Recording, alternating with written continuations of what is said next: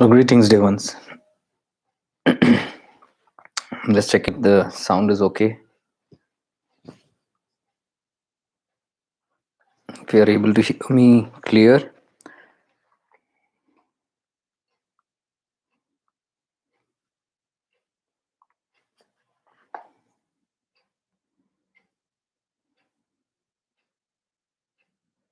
So today's subject is a very deep subject. So I don't know how many of us will be interested in all this. So just give me a second. I'm just posting this to my profile.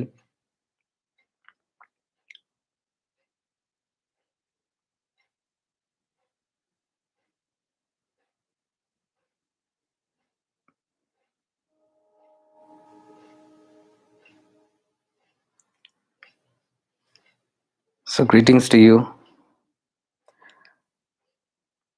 Actually, everything happened in a big hurry today. So I just came running for this live session. I was outside. Just give me a moment.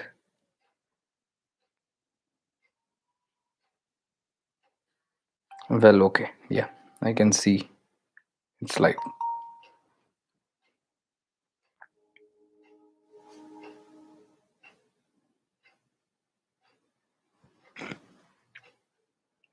Namaskar, bro. Kapil Dio Singh.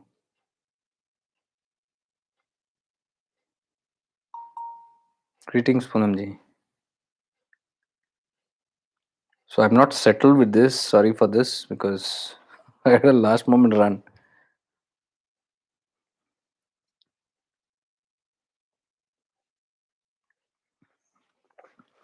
I was finishing my night tea, black tea. So actually, I had been to my friend's house, and because I wanted his child to get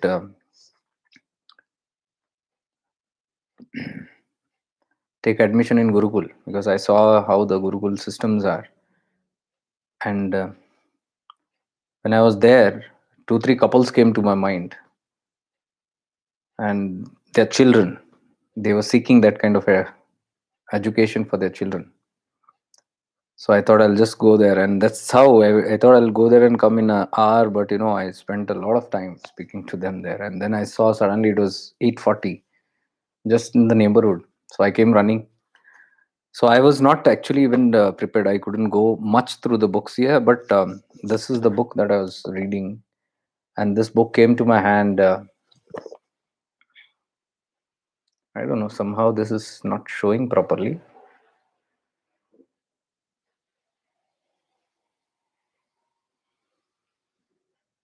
Okay. This book came to my hand while I was reading, while I was in Shankar Maharaj's Samadhi in Pune. And I just took it because the name looked very good. Usually, in front of in the ashrams of great saints or mystics like Shankar Maharaj, because these are all avdutas. They don't give bhashan and they don't give preaching. They don't give teachings and all that. So Shankar Maharaj was one among them. And when I find this kind of an English book, and it's very hard to find English books in Maharashtra, especially in the villages, in the ashrams. But then when I saw this is not exactly on Maharaj's life or something like that, but it's very close to somebody who's close to that circle. And I have not been through the whole book, so I'm just still reading it. But he seems to be a enlightened person who has written this. And I usually take these as great messages whenever I am in some divine place, and if some Mahatma is talking, or if a saint is talking, or not just a saint or Mahatma, just even if people are talking, I'm very attentive when in divine places, because a lot of messages comes through them. I used to always post this message always on my pages, that be very attentive and careful and alert when you are, especially in divine places, because if you're aligned, if you have shifted into awareness and you are in a state of awareness, alignment is nothing but awareness. If you are in a state of awareness, you can catch on to a lot of things. Not just the astral or subtle sukshma that I'm talking about, even the people. Because when you're in alignment, there will always be someone or something that is in tune with your vibrations. That is where we use this number stuff, 1111, 4444, or 3333. Many people ask me in detail about all these things, but I don't go too much into it. Otherwise, you can get lost in it. You can simply get lost in it. So I just brief them that it's these timings when you see 1111, 2222 on a car plate, or on the petrol bunk, or simply the clock. It's just a reminder to you at that moment you are perfectly aligned with the universe. So it reminds you as to whatever you're thinking, and become aware of what you're thinking at that particular moment when you see that, and that is manifesting, because that's a perfect alignment state. So you can say that it is telling you कि सतर्क हो जाओ, आप जो सोच रहे हो ये अब चल रही है इसकी प्रक्रिया, the manifestation is on, materialization is on. Either it is warning you to correct your thoughts or being, or it is giving you a hint ki this is whatever you're thinking, then now it's a perfect state of alignment. So I've had a very beautiful journey in this number stuff, and that is how I've come to know by alignment. Whenever I'm in alignment with a certain aspect, or I'm traveling, or whenever I get these numbers and all that. But I have never talked much about it because I don't want people to get lost in all these things. When you do not have awareness, whenever you're not having consciousness about these things, then you can get too much engrossed in these subjects. Then the main thing will go off. Then you get simply lost in it, and then it can turn into even superstition. Because sometimes I saw that um, because I'm talking about all this, and then people are observing, hey, even I saw, I saw it there, I saw it here, I saw it here. Then sometimes when I'm moving with people, they're like, see there, car number 4444, wow, it's like that. And then after some time, after half an hour, see there, another car number 3333. So this thing is going, or in the car deck, or in the clock, in the watch, see 2222. But what's happening there is they are always looking and searching for the numbers. So it's like constantly they are always looking out, and when they're looking out and then they see, oh, there is one. That's not how it works. It is off guard. You have never checked your mobile, you have not seen it for hours together, and suddenly you're taking up the mobile and you see 1111. Now that's something. Now you are in your own world and you're going, and you are at the petrol bunk, and the, the meter reading come 222. You're looking at it. You didn't search for it, you didn't anticipate it, it just happened. So those are the genuine moments. So if consciousness is not in that, then people get lost into it. So I have never talked on this subject. I didn't like to talk. Even if people ask, I said don't bother about it. And this is not big rocket science or anything. It's nothing to give so much of attention on. These are just hints. So as we move on this platform of life, if you keep your consciousness and awareness open all the time, attentive, then you will know. You will simply know how the things are.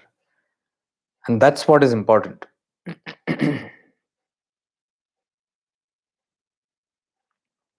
That is what is important.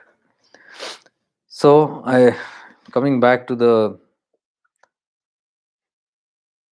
book.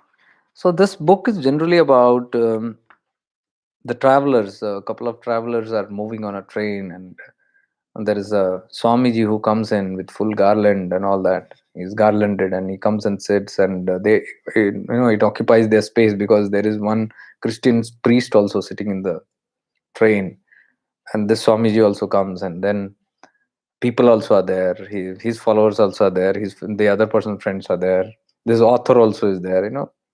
All these things, and then it is a beautiful conversation that strikes up between these people and the Swamiji, who's I presume, because I have not completed the book, he's some great saint. So he's enlightening people there one by one, and how some people are taking offense, and how he's explaining the tattva, and how people are trying to find out who is he, and why is he wearing a particular thing, and is he representing Hinduism, Hindu Dharma. And he's very clearly telling it's not what you think. So this book just enlightened me, because I didn't read anything. I just brought it, and in the train I tried to read it. I couldn't. But when I came home, I was trying to read it. And I said, "Wow, this is going beautiful." After my live yesterday, I spent around 45 minutes reading this book, and every single word was appealing to me.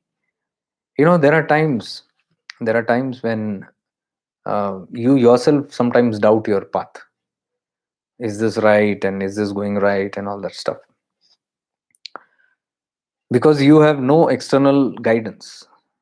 I do not have any external guidance. I don't look for it. I don't seek it also. I don't want it also. Because then if I look outside for guidance, there are many who will offer a lot of guidance. And I do not know what is their state of consciousness. I do not know what is their intention. And all from whom I have refused guidance, I have literally refused guidance. It's because I know I'm not going to get it from there, because they themselves are lost. The one who is lost in samsara, what can they advise me about self? They themselves are lost. They have not found their own self. They have not even close to it. They don't even speak about it. I've never heard them talking, or even their interest in this kind of a field. So it's all worldly talks always. So I prefer referring to the avdutas, the mystics, the saints, and the sages who are mukt or jivan mukta. I would rather sit talking to a person who's liberated from the world and who's not anymore engrossed in the world, have no interest in the world, than sitting and listening to numerous other pravachans. Because pravachans will not help us. It's very important. So today's subject also is in that way. And I know that's why the people who have turned up also are less, because, and I wanted this, so I deliberately said only those who are interested in these kind, who want to rise above all these things, please be here. And yesterday in my live I said those who are not serious about this, please don't even sit here. So I think half must have gone from there only. Offense. And I don't want also that. I absolutely don't want crowd stuff. Because when we have those who are aligned with what we are talking, it makes sense there. The energy matters, the consciousness matters. And here we are all talking on very deeper level of now I'm not an expert on deeper level, or I'm not an expert on the self and God and all those things, but I'm sure I have clarity in that. Previously I used to doubt my own clarity, because there was no one from outside to tell me whether I'm thinking right or wrong. So most probably what happens is the ego can take you apart.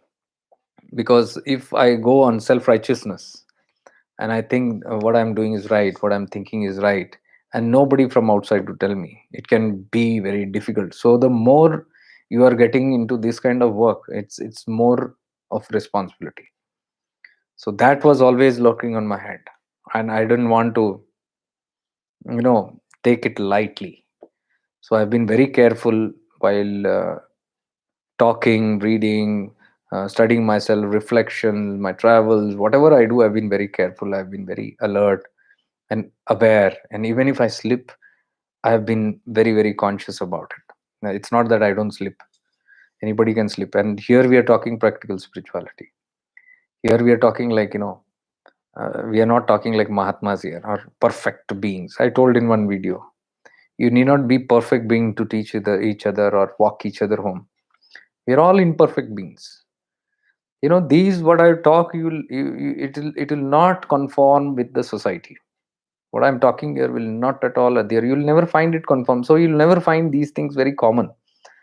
And when things are not common, it's a jittery of the mind, and you start questioning. We have never heard this kind of thing before, or is this not in alignment because it doesn't appeal to what I've heard. See, one thing is that it appeals to my heart. That common syndrome is there. It is appealing to my heart. What this person is speaking, what the things are coming, it seems very truthful. But then the world doesn't follow it. The whole masses, if you see, it's not there, and hardly anybody talks about this. So it's not that you're doubting me, you're doubting yourself. You don't doubt the other person from front, because whenever the other person is talking, that person is talking in full conviction. It's your own self doubt. It goes on your own self doubt. And I always say, doubt must be there. If doubt is not there, then you are hankering around. You will just fall blind. Blindly, you will follow anything.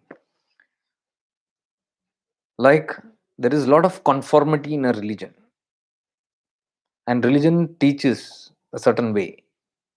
And if you are a man of religion or a woman of religion, if you have been brought up in that kind of tradition and culture, if you are too much in your culture and tradition, then these practicalities will not match after some time.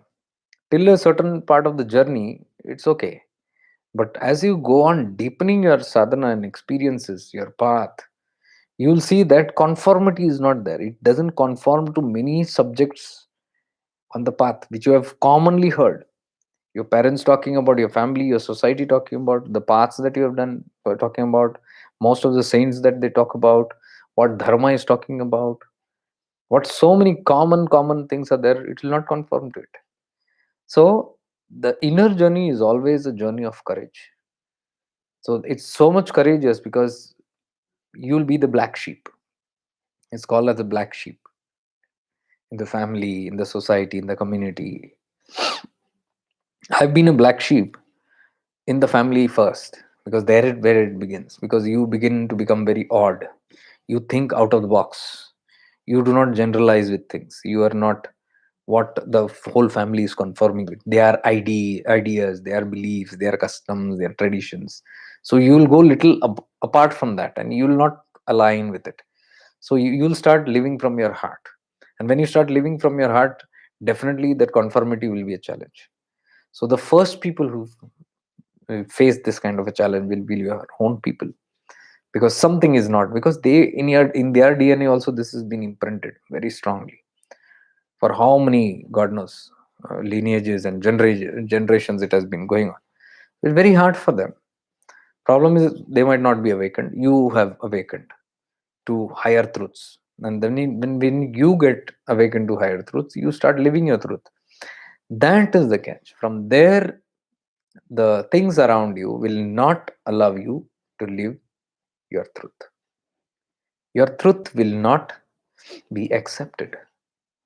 Not just a family. Then you see that your immediate people are not. Then you have challenges. Then you look on for people. You look outside. Then who is looking, and who agrees with me. Then you start interacting outside, and then suddenly you come across a couple of friends with law of attraction. Like energy attracts like, and then suddenly you find similar friends who think similar, and then you start acquainting with them, and then you have company. You feel, oh, okay, somebody is there in this world who can understand me. So this is, I am not weird, I'm not alone. But then as you deepen and as you build up, building and searching people outside, a lot of outside people will come. And when a bunch of outside people come who are all talking the same kind of stuff, that is called as a community. You get a community of people. Suddenly you are exposed to a community and larger group of people. So then okay, the world is not different. Then you have courage again. you know okay, I'm not alone now. I have a couple of friends, or I have the whole community with me, and then you start walking in the community. So if you closely observe, it is still it is still not a fearless journey, because the fear is there, I'm alone. From your family thing only, you will feel I'm alone. And when you feel that I'm alone, you will want to hold on to something or someone. So then you will start searching it outside. And when you start searching it outside, you get someone, and then you get comfortable. Then you start walking the journey again. Oh, I have my mela. I what is that? I have my tribe, and my group is there, and the army of my similar kind of man. And then you go again blast. and then everybody is like, "Ooh, chorus," in the same chorus. We are all together because everybody is scared. Now everybody is depending on each other, so they have a moral support, or whatever spiritual support. They go on. But again, after a certain stage, you'll see that you are deepening again. Now in that layer again, there will be similar kind of experience what you had in the family. Now it's there in the society. There also conformity will not be there, because many of the inbuilt systems which we believe are common rules and regulations, whatever, that you will have conformity problem, and then you'll start wondering, but this doesn't align with my truth.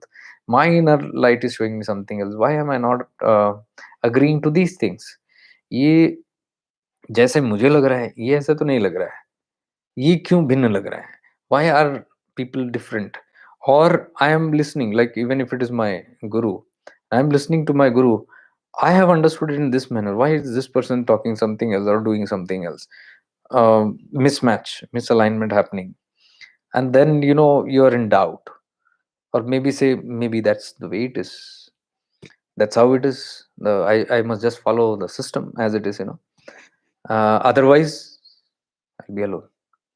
The fear is still there. I'm alone because I feel maximum. What maximum is the best.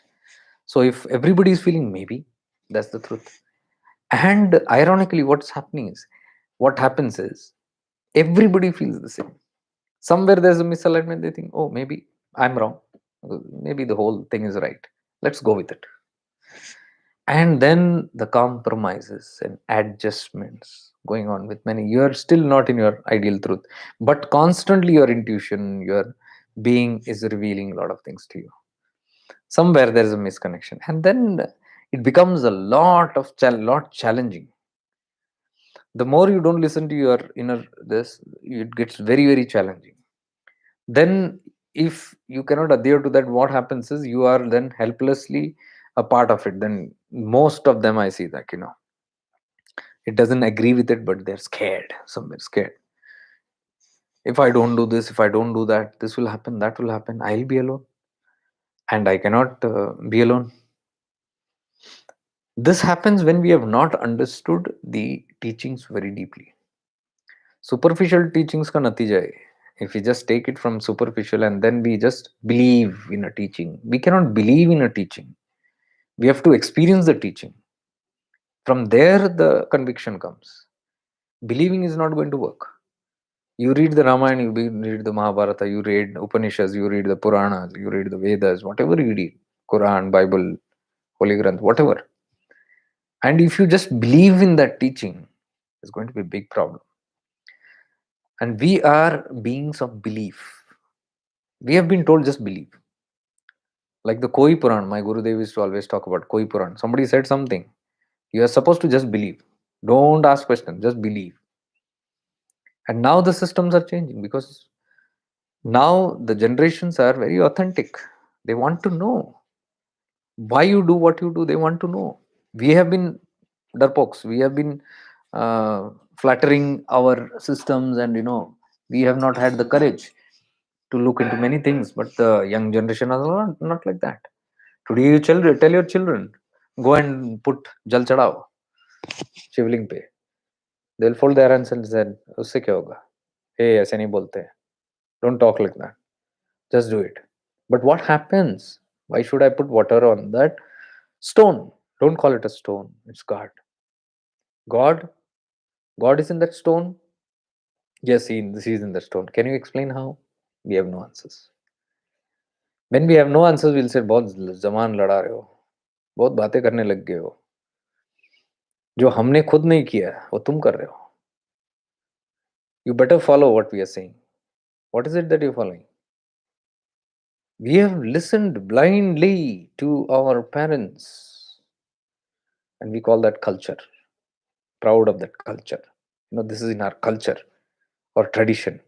We listen, we obey. Obedience. So, what has come now?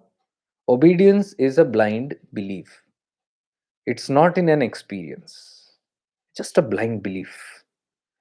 Why? Because somebody has said I have to do it. If I don't do it, I'm not a part of it. Like if I don't follow this, I'm not a part of the dharma itself. I'm out of religion. Then you belong to some other religion. So then they are scared because nobody wants to be alone. Everybody wants company. So they then compromise to that. So children also, they compromise. But nowadays children, they don't compromise. They don't care a damn. They will ask you question. They will demand. You tell me, I'll go. It's not that I'm not disobeying you. I'll obey you. But tell me. Now that's what I'm saying. If that putting water on the stone has come from tradition and culture, a belief system, you just believed it, it will be very difficult to convince these children because it's not a part of your experience. You'll have to convince them that you just do it blindly because we have been doing it blindly. Children will say, no, we are not blind. Tell us what. And when you don't answer them, or when you blabber, when you have no answer for them, they will lose their trust in your beliefs. So you become alone with your beliefs, and then you say the child is modern fashioned, they are very modernized, they don't listen. These days children, they don't listen to the parent, they are this way, they are that way. No, absolutely not. If you are a proper guiding force to them, they will they will certainly follow your steps. Ramesh Tomar, how to explain awareness to children, bhaiya? Yes, I was just talking to my friend right now. He's my classmate, so I went to meet him. And what I saw in Rishi Gurukulam, the children there are following the CBSE format, and they hardly do a couple of months of studies, and the rest of the month they believe in fun and living a life full of consciousness. And they train them in meditation, in planting, in plantation, in cooking, in karate, in chess, in table tennis, in football, in music, in the guitar, tabla, robotics, pottery. Amazing, I said. They bring humility in the children. They begin their training in this manner. They expose them to the real aspects. This is what Rishi Gurukulam, what I found to be. I used to be always fascinated by this from before only, when Rishiji was there, Guruji was there. But see, fortunately, that's my probably the manifestation that I got to go there and see. And when I saw, I immediately, some couples came to my mind who have had this children, and they are searching for such kind, and they don't want to put their children into anywhere, and somehow educate them with this horrendous syllabuses. So I saw there people, children are having. I'm answering you, Rameshji. I saw their children are so free. They have so much free time. They are not studying and stressing on so much. They have some techniques where subconsciously they are taught how to do the readings and how to study, and so that they can absorb faster, and their memory is sharpened to a certain extent, and they can recollect everything. And they demonstrated it. When I was there in Rishi Gurukulam, they had their 31st annual event. So they had done a lot of functions there, their programs. So they were asked to repeat because we were there, and we were a part of that. We were glad to see. I was glad to see the programs again, in which two children came out, and they had thick books, and they gave it to the audience. Anybody can read it from anywhere, and somebody comes, open the book, and ask them a question from there. They can even point out and tell them which chapter they are reading from and which page they are reading from. Any book, the book that they are mastered in. So they were demonstrating how beautifully the memory can be done, and I was amazed. And all their children are very creative, very down to earth. They are people who even know what is cow dung. Probably, people who have taken cow dung in their hand. How many of our children even know what is cow dung? Forget taking it in our hands. The modern children don't know humility, do not know manners. Why? The systems are corrupt, and they are living in a corrupt environment.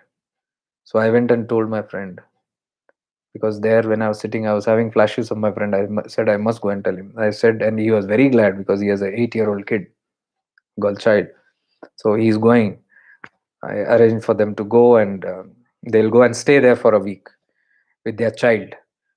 So it was a beautiful thing, because I asked some of the parents there how does it go and all that. Then they said parents stay there. Sometimes one parent stay, the other is not staying, and sometimes if both cannot stay, they leave their child back.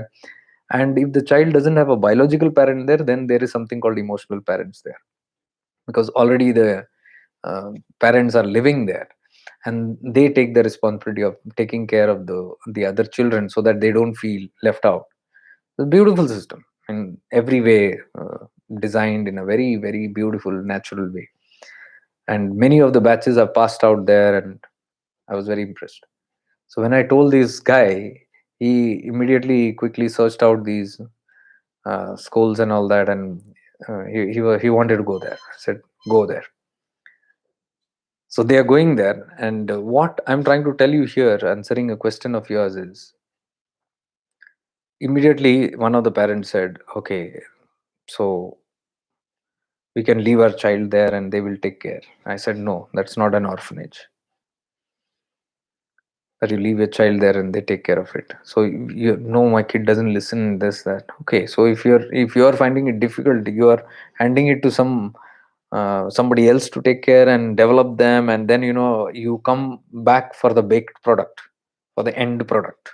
So till then you are not there in the product. I said, that's not, I don't think that is what their concept is. And I've seen what their concept is. First, they train the parents. The environment is very important.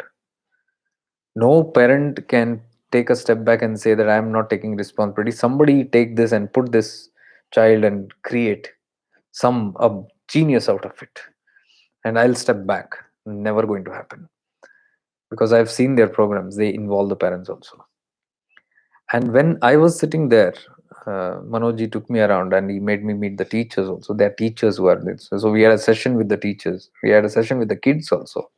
First day. Second day, we had a session with the teachers. And teachers had some questions. So there also, I was telling them the same thing. It's all about our consciousness. Whom we want to train, whom we want to see a changed effect, we have to master it. So Rameshji, what I'm trying to say, how do you explain awareness to a child, Bhaiya? By mastering awareness myself. This is what I'm trying to say. You first master yourself, what you have to give to the child. I remember so many incidents where my Gurudev is sitting, and uh, parents being, ये सुनता नहीं है, ये बहुत झूठ बोलता है, ये ऐसा करता है, वैसे करता है, ये करता है, वो करता है.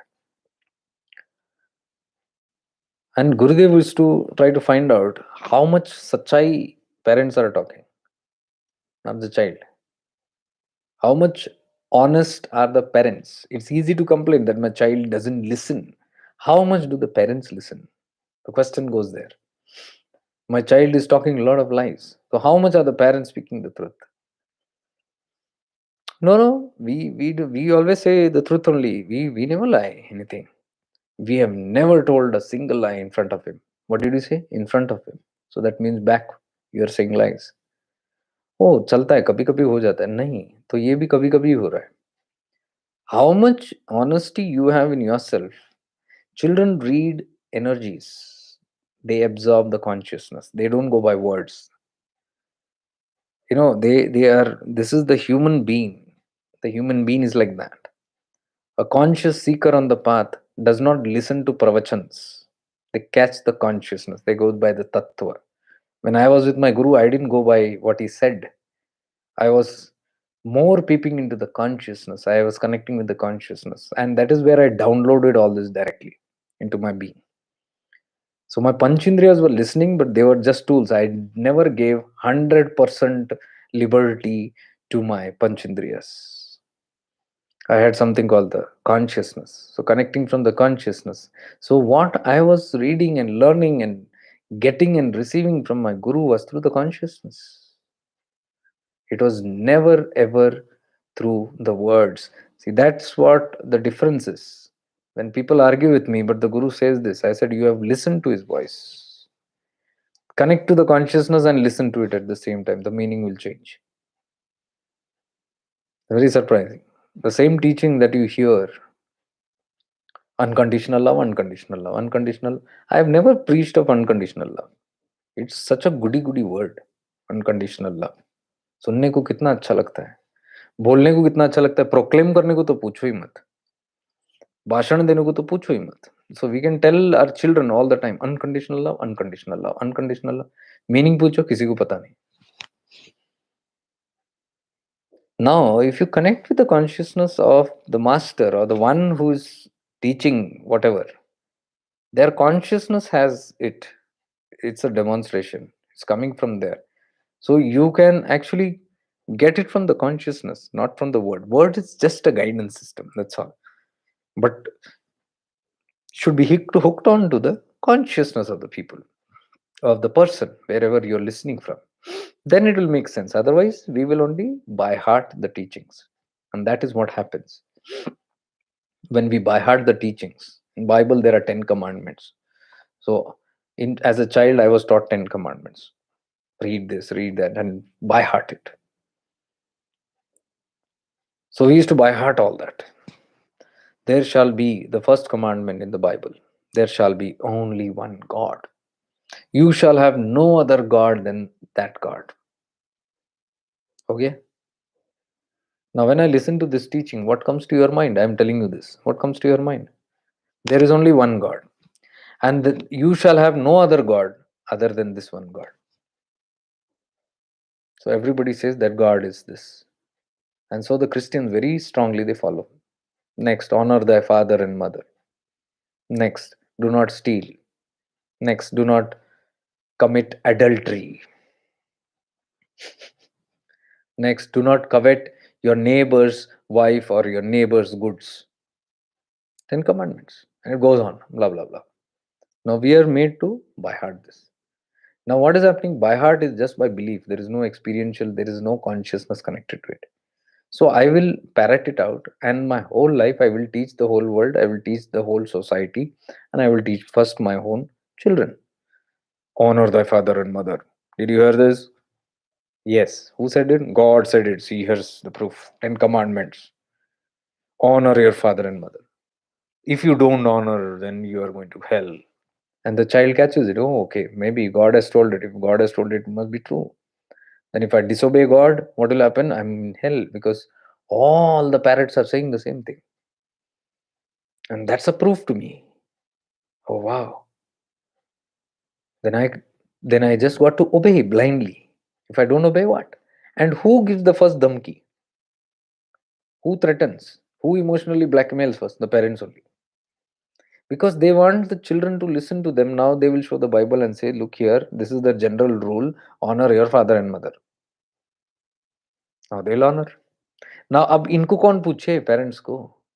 Who's going to question the father and mother whether they are honoring their parents or they are following the rest of the commandments? Nobody to see.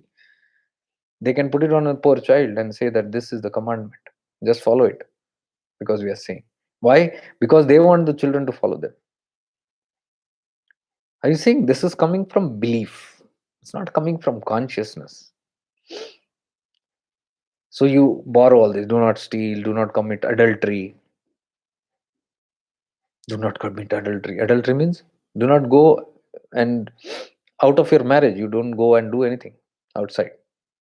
Adultery. Oh, I shouldn't. I'm following the Bible. Why? How? I don't commit adultery. Oh, is that really? Yeah, really. I've not slept with anyone outside. Because I have a wife at home, I have a husband at home. Why should I go outside? I don't. So, have you committed adultery? No. Physically, no. Mentally, they will pass. Mentally, have you looked upon some other lady, some other man with lustful eyes? They will wait. Confusion. Adultery is committed in the mind. Who's going to ask them this? Which system is there to challenge them this? Physically, there is so much proof. I don't go and sleep with anybody outside. What about in the mind? The thing has happened. Adultery has happened. So you have already disobeyed. the one who's teaching the children. How will such children follow the parents? They are in conflicts because they can read. Do not say lies. Now, children, the parent was telling my Gurudev, "No, he don't speak lies and all that." And the child is saying, कल ही तो आपने बताया था कोई आके दरवाजे पे खटखटाया मैं नहीं हूँ बोलने के लिए. Yesterday only somebody knocked at the door and you said from inside, tell him I'm not there. Oh, parent got it. Child is conscious, parent is unaware. This is what they catch.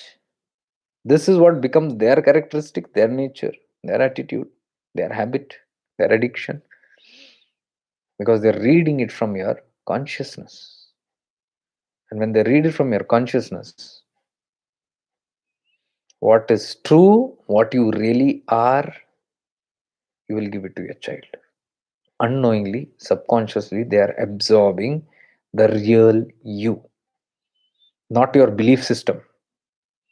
You are imposing belief system, but the real you they have already caught. Now you are confused, saying that, Are Bapre, I am not sinning, I am not saying any lies. Baba ji, इनको सुधारो, इनको कुछ बता दो. Every gurus have this problem. They face this challenge. Parents go to them, बच्चों को सुधारो. I have known of gurus who say, okay, करेंगे इसका हल करेंगे, we will do something. And they say, चलो आप बाहर जाओ. And who? The parents go outside. No, आप नहीं, बच्चों आप बाहर जाओ. तो गलती का सुधार यहाँ से शुरू करते हैं. Close the door. And then educate the parents. Make them more aware, conscious. Uplift them and teach them first. The education is not given to the children. Education is given to the parents. Consciousness of the children do not need a race. The consciousness of the parents need it. And when the parents change, the children will change. Somebody asked how to teach awareness to a child. You learn awareness. You become aware. You live in awareness. Child will automatically start living in awareness, even if you don't preach a word about it. They catch your consciousness. They absorb it like sponge. So when I was in Rishi Gurukulam and I was talking to the teachers, some of them had this thing like, sometimes they don't listen, sometimes they are little this. I said, I just asked them one question. If one child is not listening, or let's say is too much fussy about something, zid hati hai, and if you place that one child and you have three teachers now, not just one, three teachers, can you tell me the same fussy behavior will be through the three teachers? They all smiled and I got my answer. It will not be. To one teacher it is different, to other teacher it is different, to third the attitude is different. Why? बच्चे में अगर अवगुण है, बच्चे में अगर problem है तो सबके साथ एक होना चाहिए, उसी तरह का उसका एटीट्यूड सबके साथ होना चाहिए, नहीं है एक के साथ क्यों? So the change has to happen there, not down there. This is same with spirituality. I am just talking about the family, that's one thing. But I am telling, when you expand the same outside and you go much more deeper, you will see that this is affecting the society also. So then now we grow up with this kind of attitude. दुनिया को बदलना है, मैं अपने आप को नहीं बदलूंगा. People should change, my children should change, my family should change, my spouse should change. I will not change. I will only preach them the laws, the 10 commandments. Do not covet your neighbor's wife or your neighbor's good. One of the commandments of the Bible again. So am I coveting? Wife means not just wife. Wife ke liye husband, husband ke liye wife. Means do not have a wrong eye to your neighbor's wife or husband. Neighbor means anybody who's outside of you. So if I am Kattarwadi, I will just say, I will view some other spouse in some other gully and say, but the Bible said only the neighbor. Neighbor is this one, this one. मैं तो उस गली के किसी को देख रहा हूँ. You have your own justification. That comes from a belief. Consciousness means you'll understand. Neighbor means anybody who lives around with you. So consciousness will correct itself.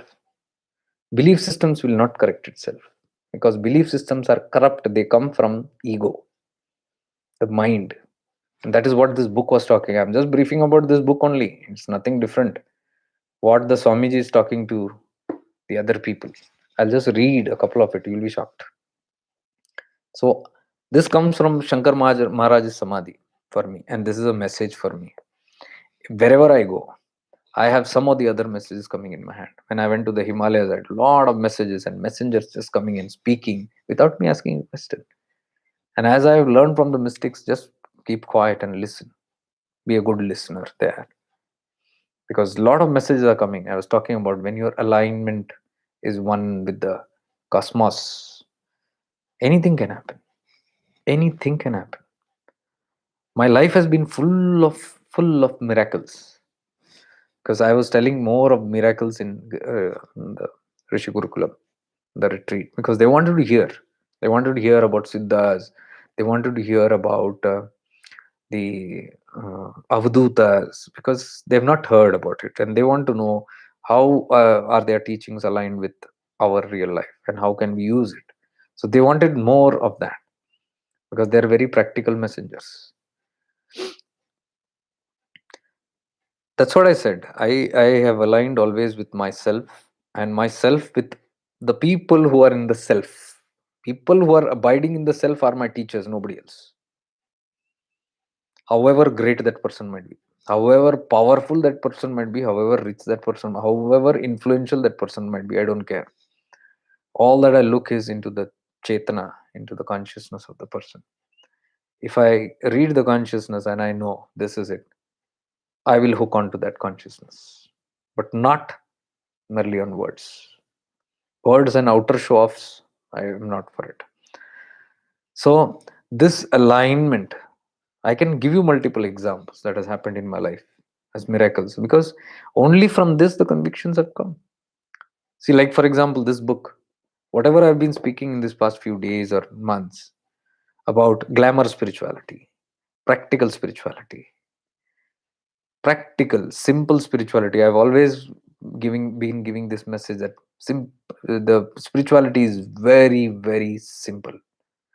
We have complicated it. We have complicated it, and then we are trying to unwind it. Stupidity, heights of stupidity, or heights of greed. Like one great Mahatma said, self-realization is like building a pit. You dig the pit, because big karmakand chal raha hai. Why?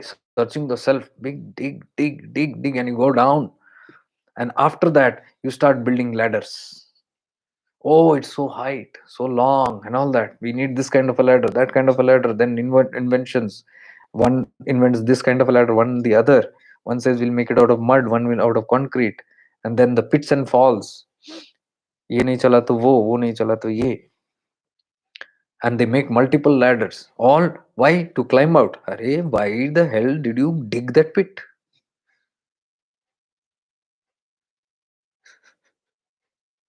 We dig the pit.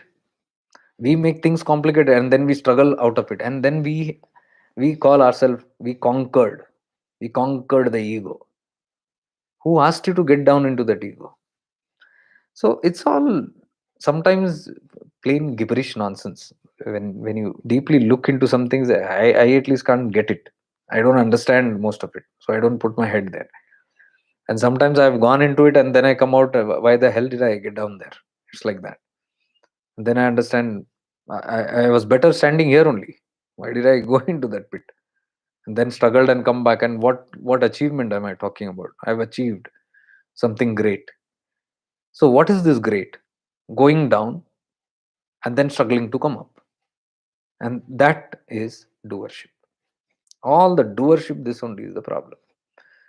You get into the doing, like the Himalayan yogi said. See, these are messages that come from the timely messages. I didn't ask them. I didn't say, Baba, आपका उपदेश क्या है मेरे लिए एक message they. No one. They're just talking, and I'm just a good listener there, because I know this is a zone where you're aligned. I'm walking in alignment and awareness. So whatever comes to me is prasad. And yogi comes and simply says, ये जितना आप देख रहे हो जटिल तपस, जितना जटिल कर्म उतना जटिल तपस. Another yogi comes and says, साधना और ये जो उपासना और ये तपस, ये ऑस्टेरिटी जो भी है, ये आपको थकाने के लिए है. जब थक जाओगे, बैठ जाओगे, कर्ता बंद हो जाएगा. और जिस दिन थक के बैठ जाओगे, मिलना शुरू हो जाएगा प्राप्ति. तब तक दौड़ लगी हुई है और किसी को पता नहीं कहाँ दौड़ रहे हैं, क्या ढूंढ रहे हैं, किसी को पता नहीं. Nobody knows who what they're searching. Today, somebody sent me a message in the messenger.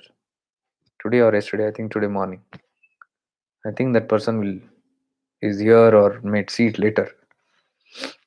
Good seeker. Seekers are very good interest in all that. Then they're saying, I heard that uh, I have heard about moksha.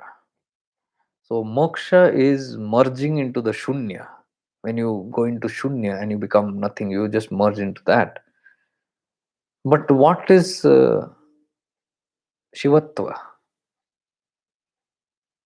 Is it while walking only you are in that state or liberated? I said, no, from where you have learned it, go and ask them. I don't know about philosophies. And I don't want to get into that pit again, complications and then struggle to come out. Because for me, it's very crystal clear. The philosophy is very simple. It's very clear. Spirituality, I can see it in crystal clarity. So there is no need to beat around the things.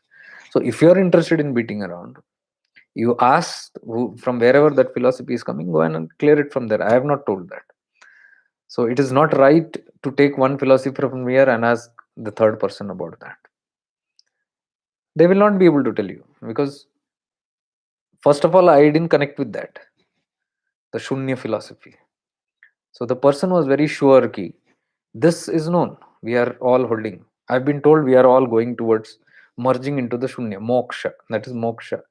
But not just moksha, you also get this Attva, whatever it is. So what is that?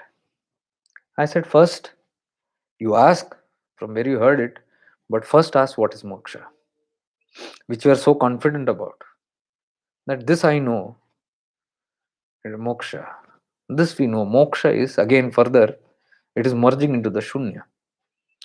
Okay. I didn't want to ask the person, tell me what is shunya, or tell me what is moksha and what is this merging into shunya.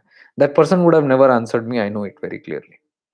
But I wanted that person to go and ask from wherever that philosophy has come. Go and ask that person. That you ask, what is shunya?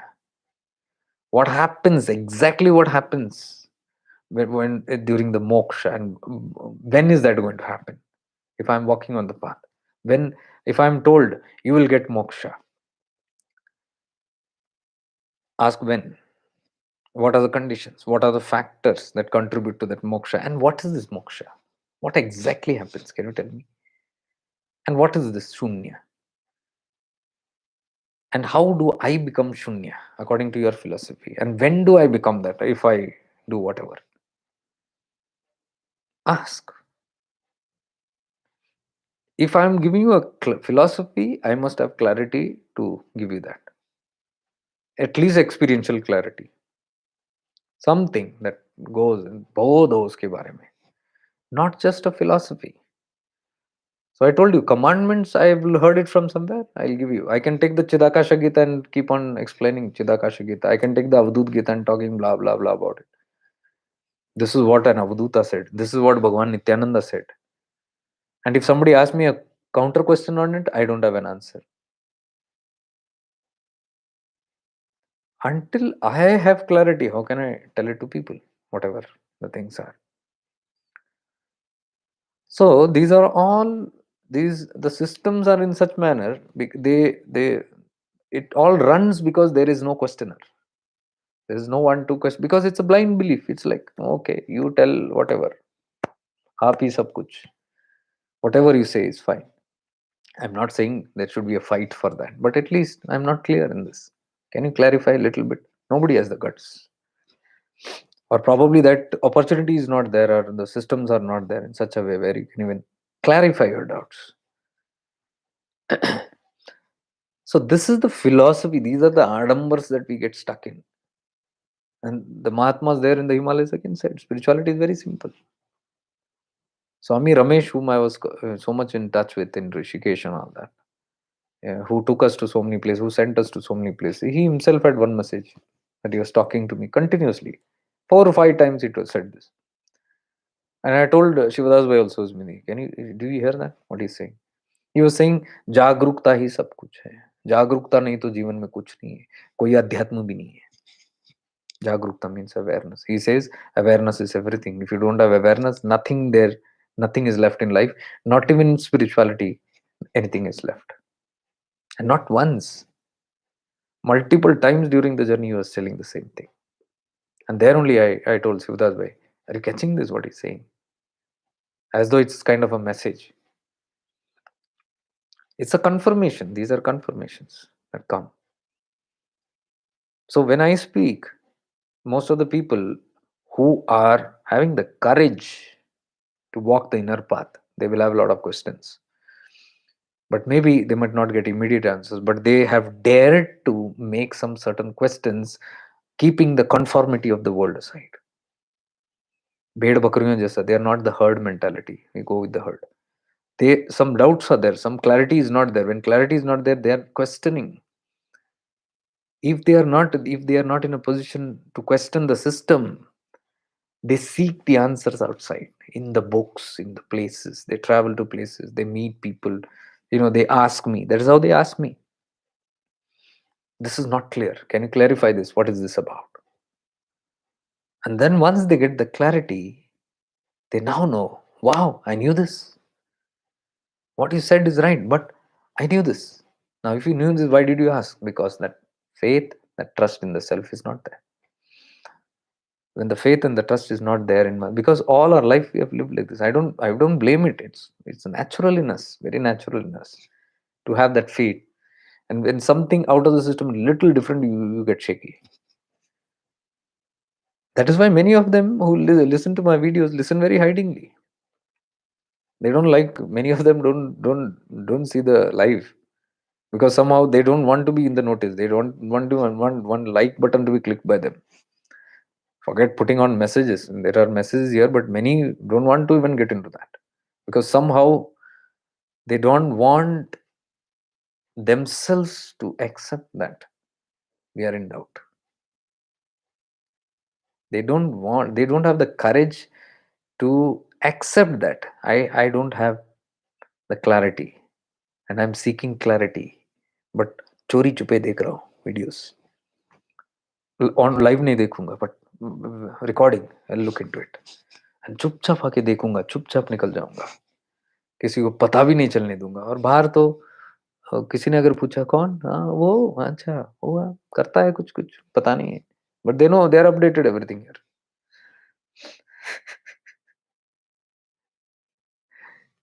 Hypocrisy it is. When we don't have the courage to even accept that I don't have clarity in what I'm doing, and because I am doubting what I'm doing, and so I am seeking for outside, and when I get the answers, I still don't have the audacity to accept कि मुझे answer मिल गया जिस जो मैं ढूंढ रहा था. This is all good to a certain extent, but आगे progress नहीं होता इससे. Courage should be there. To ask, to doubt, to have clarity is the divine right of everybody. Because there is divine right only, there have been so many teachers, so many shastras, so many systems which are boldly answering the questions of the seekers. Seekers have the divine right to know what they are learning, everything about the path, everything about where they're heading, how it is going. They can ask innumerable questions because when we are on the path, it is very swabhavik hai, very natural to have a lot of questions. There are times when I shut down the questions of a seeking mind that is overactive in the mind. Because when the mind is, for example, अगर एक बंदा मिल गया उनको जो answer कर रहा है, like live में आया, and if I am answering everything, तो कुछ भी पूछ डालो, कभी भी पूछो, कैसे भी पूछो, आंसर मिलेगा। कोई कोई तो ऐसा बोलता है, आपका हमारा तो हक बनता है आपसे पूछने का, और आपका तो धर्म बनता है बोलने का।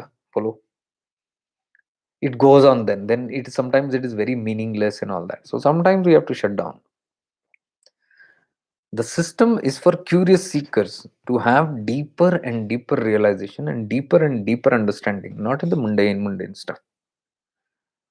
Because even if we sit here, for example, if we are talking on this subject and somebody comes and asks, how do I manifest a partner? How do I manifest wealth? What will I say to them? Because I believe people have already gone through those phases and been very successful and fallen or bitten once, twice shy, or something has happened, or they have learned some life lessons, and then, or sometimes they have seen that even after all the success, they are not successful actually. Internally, they are seeking for something else. So many factors are there. So from there, people come into deeper seeking. But if somebody is coming and asking me how to create wealth, you tell me, I will say, go and find it out. From how to improve my personality, go to a personality coach. What do I do for my physical body? Go and do some yoga. It's already there. So what I mean by this question, the curious is depths and depths and depths and deeper. Like I told you, Manoj Bhai's daughter there in Rishi Gurukulam.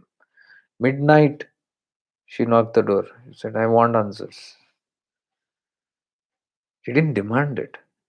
She said, I'm coming. I need some queries. I want the thirst is there. She didn't say thirst, I'm telling. And the father, Manoj, brought. Because they were all very genuine questions, very genuine, very deep, and very experiential, not intellectual. Because when I'm saying, Shivan, I want to know, where am I in this, the soul in this. I said, you are not this, the body, you're not the mind. Blah blah. I know all that intellectual logic. That you are not the body, you are not the mind. You tell me how should I know it in experience? Because I feel this is me. Valid, valid. Because I'm sitting there in the sessions and talking to them about Atmic awareness. What is Atmic awareness? Soul awareness. So she's asking, where is my soul? Now I have to answer. Because I have to. So this is genuine seekers. When you then learn something, they're not blind. I was so happy. I said, 2 घंटा नहीं, पूरा रात चले तो सत्संग चलने दो, मैं इसको समझाऊंगा, जितना समझा सकूं, जितना बता सके होने दो. Why? Because that genuinity is there. She was not a blind follower. हाँ, कोई आया, महान महात्मा आया कोई, चलो इसका सुन लेते हैं, सब लोग प्रणाम करे तो मैं भी प्रणाम करके सुन लेता हूँ चुप. जम नहीं रही है, उसने बोला. आपने बताया तो सही है, लेकिन जम नहीं रहा, बात कुछ ठीक नहीं लग रही है. She didn't ask that with arrogance. She asked it with innocence. Complete innocence. तो दिखता है क्यूरियोसिटी. एरोगेंस था तो मैं बोलता ऐसे ही है भाई, पता नहीं मुझे, आई डोंट नो. एरोगेंस के साथ मेरा भी arrogance, I don't know. Innocence है तो very innocently I also reply to her. Now this also happens because whenever I am on this platform, I am just the mirror. Who comes to me with what attitude, they will see it will happen there. I don't have to do anything. It just happens spontaneously. If they, and even they're seeking, whatever the level of seeking, they get that kind of replies. I don't do anything. It happens spontaneously. If they come with very limited or very shallow or with very a cunning motive, something, then they will see that kind of answers coming to them, and it will never be satisfying, or it will be on that level. And now I am not sitting and planning, but I can see I can only talk that much. Whatever I'm telling, also, even if I want more, it's not coming out of me. What is flowing through me is only that much. But if somebody is very deep and sitting and it goes so deep,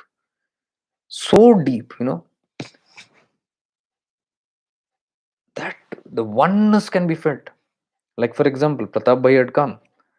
He keeps coming to Belgaum. So the other day he had come and we had gone to the Lakshmi temple. We took him around and we had a good time.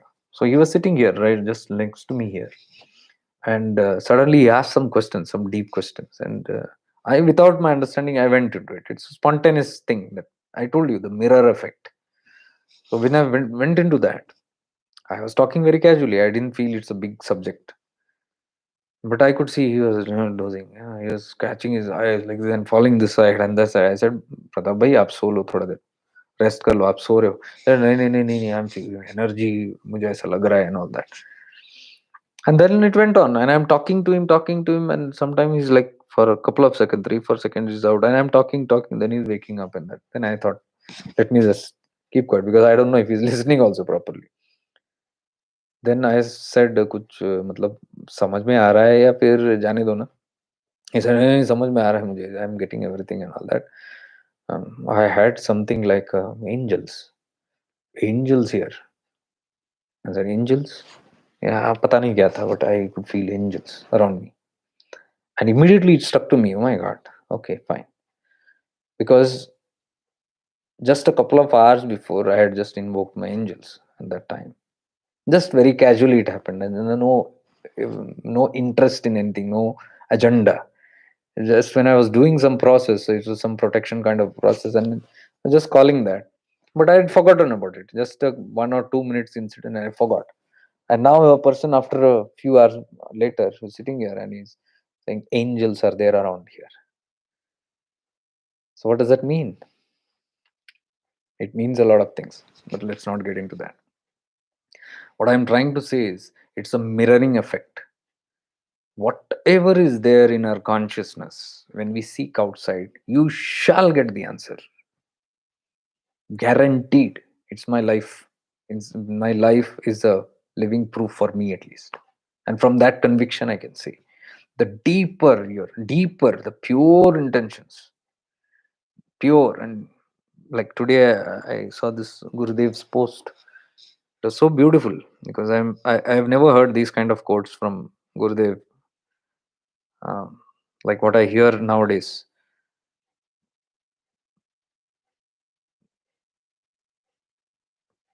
I had posted it on my Jacob Shivanand, that other profile. He says, "You cannot reach God with rituals, but you will find Him with pure intentions, emotions, and feelings." Very rare I've heard Gurudev talking such words. You cannot reach God with rituals, adambars. Who's saying? My Gurudev says this. But you will find Him with pure intention, emotions, and feeling. That emotions and feelings with which you carry your question matters. It is not in the question, it is in the questioner. I always said this. Because if two people ask me the same question, both the answers, if I give them separately, it will be different. I've seen this. I've experimented with this. Same question, two people asking, answers will be completely different. Then I realized I'm not answering the question, I'm answering the questioner. I am means I don't know who, but the answer is very spontaneous. I am answering. So this, from this side, I know this is. So the other side, I'm saying, like if I am a seeker and I am seeking something, life has never stopped me. 101%. Whatever I've seeked, whatever answer I've seeked, whatever I've wanted deeply, I've always got, including the presence of Mahatmas. Just a deep desire and a full, heartful emotions, and there I am with that particular kind of people or the same people whom I wanted to be. I have given so many examples, so many, all my life I've given, while after coming on these platforms, of how these happen, synchronicities, how they happen. What is the requirement? Requirement is this pure intention, which my Gurudev said, "Bhav hi sab kuch bhav re." So the intention even attracts the answer, and the answer giver also, whoever is giving the answer, the kind of person that from whom you are going to get an answer also depends on your kind of question. So whenever I have had this deep desire inside, when there is a confusion, when the whole world around me is trying to prove me wrong, आप जो कर रहे हो गलत कर रहे हो, ये ठीक नहीं कर रहा, आप कुछ अलग दिशा में कर रहे हो, it is having this kind of prabhav, that kind is not good, this is not, that is not good, iska outcomes and all those things. Sometimes I say, so many people are so bothered. And when I'm sitting silently, deeply connecting my inner self, you tell me, you show me. I don't know. I really don't know. I don't trust anybody outside. And bingo, there I fall in immediately. In 1 or 2 days, I am in such a situation when somebody is speaking the answer straight to my face. It has always happened. Straight they'll tell me there the answer. Straight whatever is in my mind, it comes out there. Through some people, some being. And I have never gone to investigate. वो कौन थे क्या थे in Rishi Gurukulam, two three people surrounded me and asked me, have you met Mahavatar Baba? I said no. According to your definition, whoever is Mahavatar Baba, no. Who is Mahavatar Baba? One painting that you see, the person who's sitting with the young body, the painting that became very super world famous, that is Mahavatar Baba for you. For me, that's not. Who has seen the original one? And the tattva, the beings, the enlightened beings of that stature can take any forms. When they can take any forms, why do we expect Mahavatar Baba to come only in one form? Why do we expect only Ram? If today or tonight or tomorrow, if somebody knocks on your door and a weird kind of a person and he's telling you something, would you take that person as some other person or it could be some god? You don't know. Because if you are a Krishna Bhakta, that Krishna can come in some form, take a form and come. Now, if you are expecting Krishna with a mukut and a basuri and a feather, peacock feather on the forehead, you're never going to find him. Because they can take any forms. As simple as that. But the irony is, even if really Krishna comes and stand in front of you with a mukut and a flute and a feather right in front of you, you will still ask for Aadhaar card. क्योंकि अंदर से रहेगा क्या proof है, कोई costume नहीं है. Are you seeing the mind? Very playful it is. So there is no end to this nonsense. Until you know by consciousness, until you learn to read consciousness, to live in consciousness, all these forms are not going to help you in any way. Forms are another form of Maya only.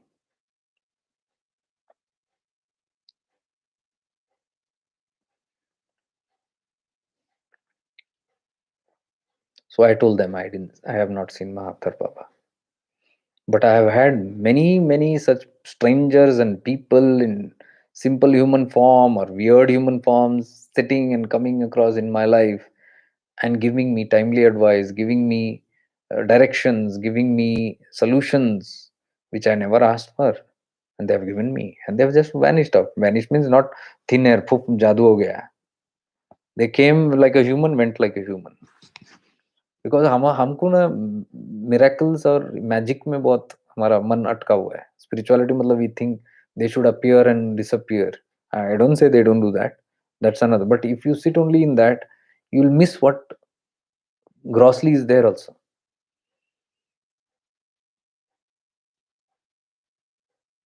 There are so many incidents, so many, not one or two, which gives me this proof. And I don't know if you have listened to my videos before, but if you have been newly listening, newly also I've been telling, even after my Himalayan trip, all the messages that came from there.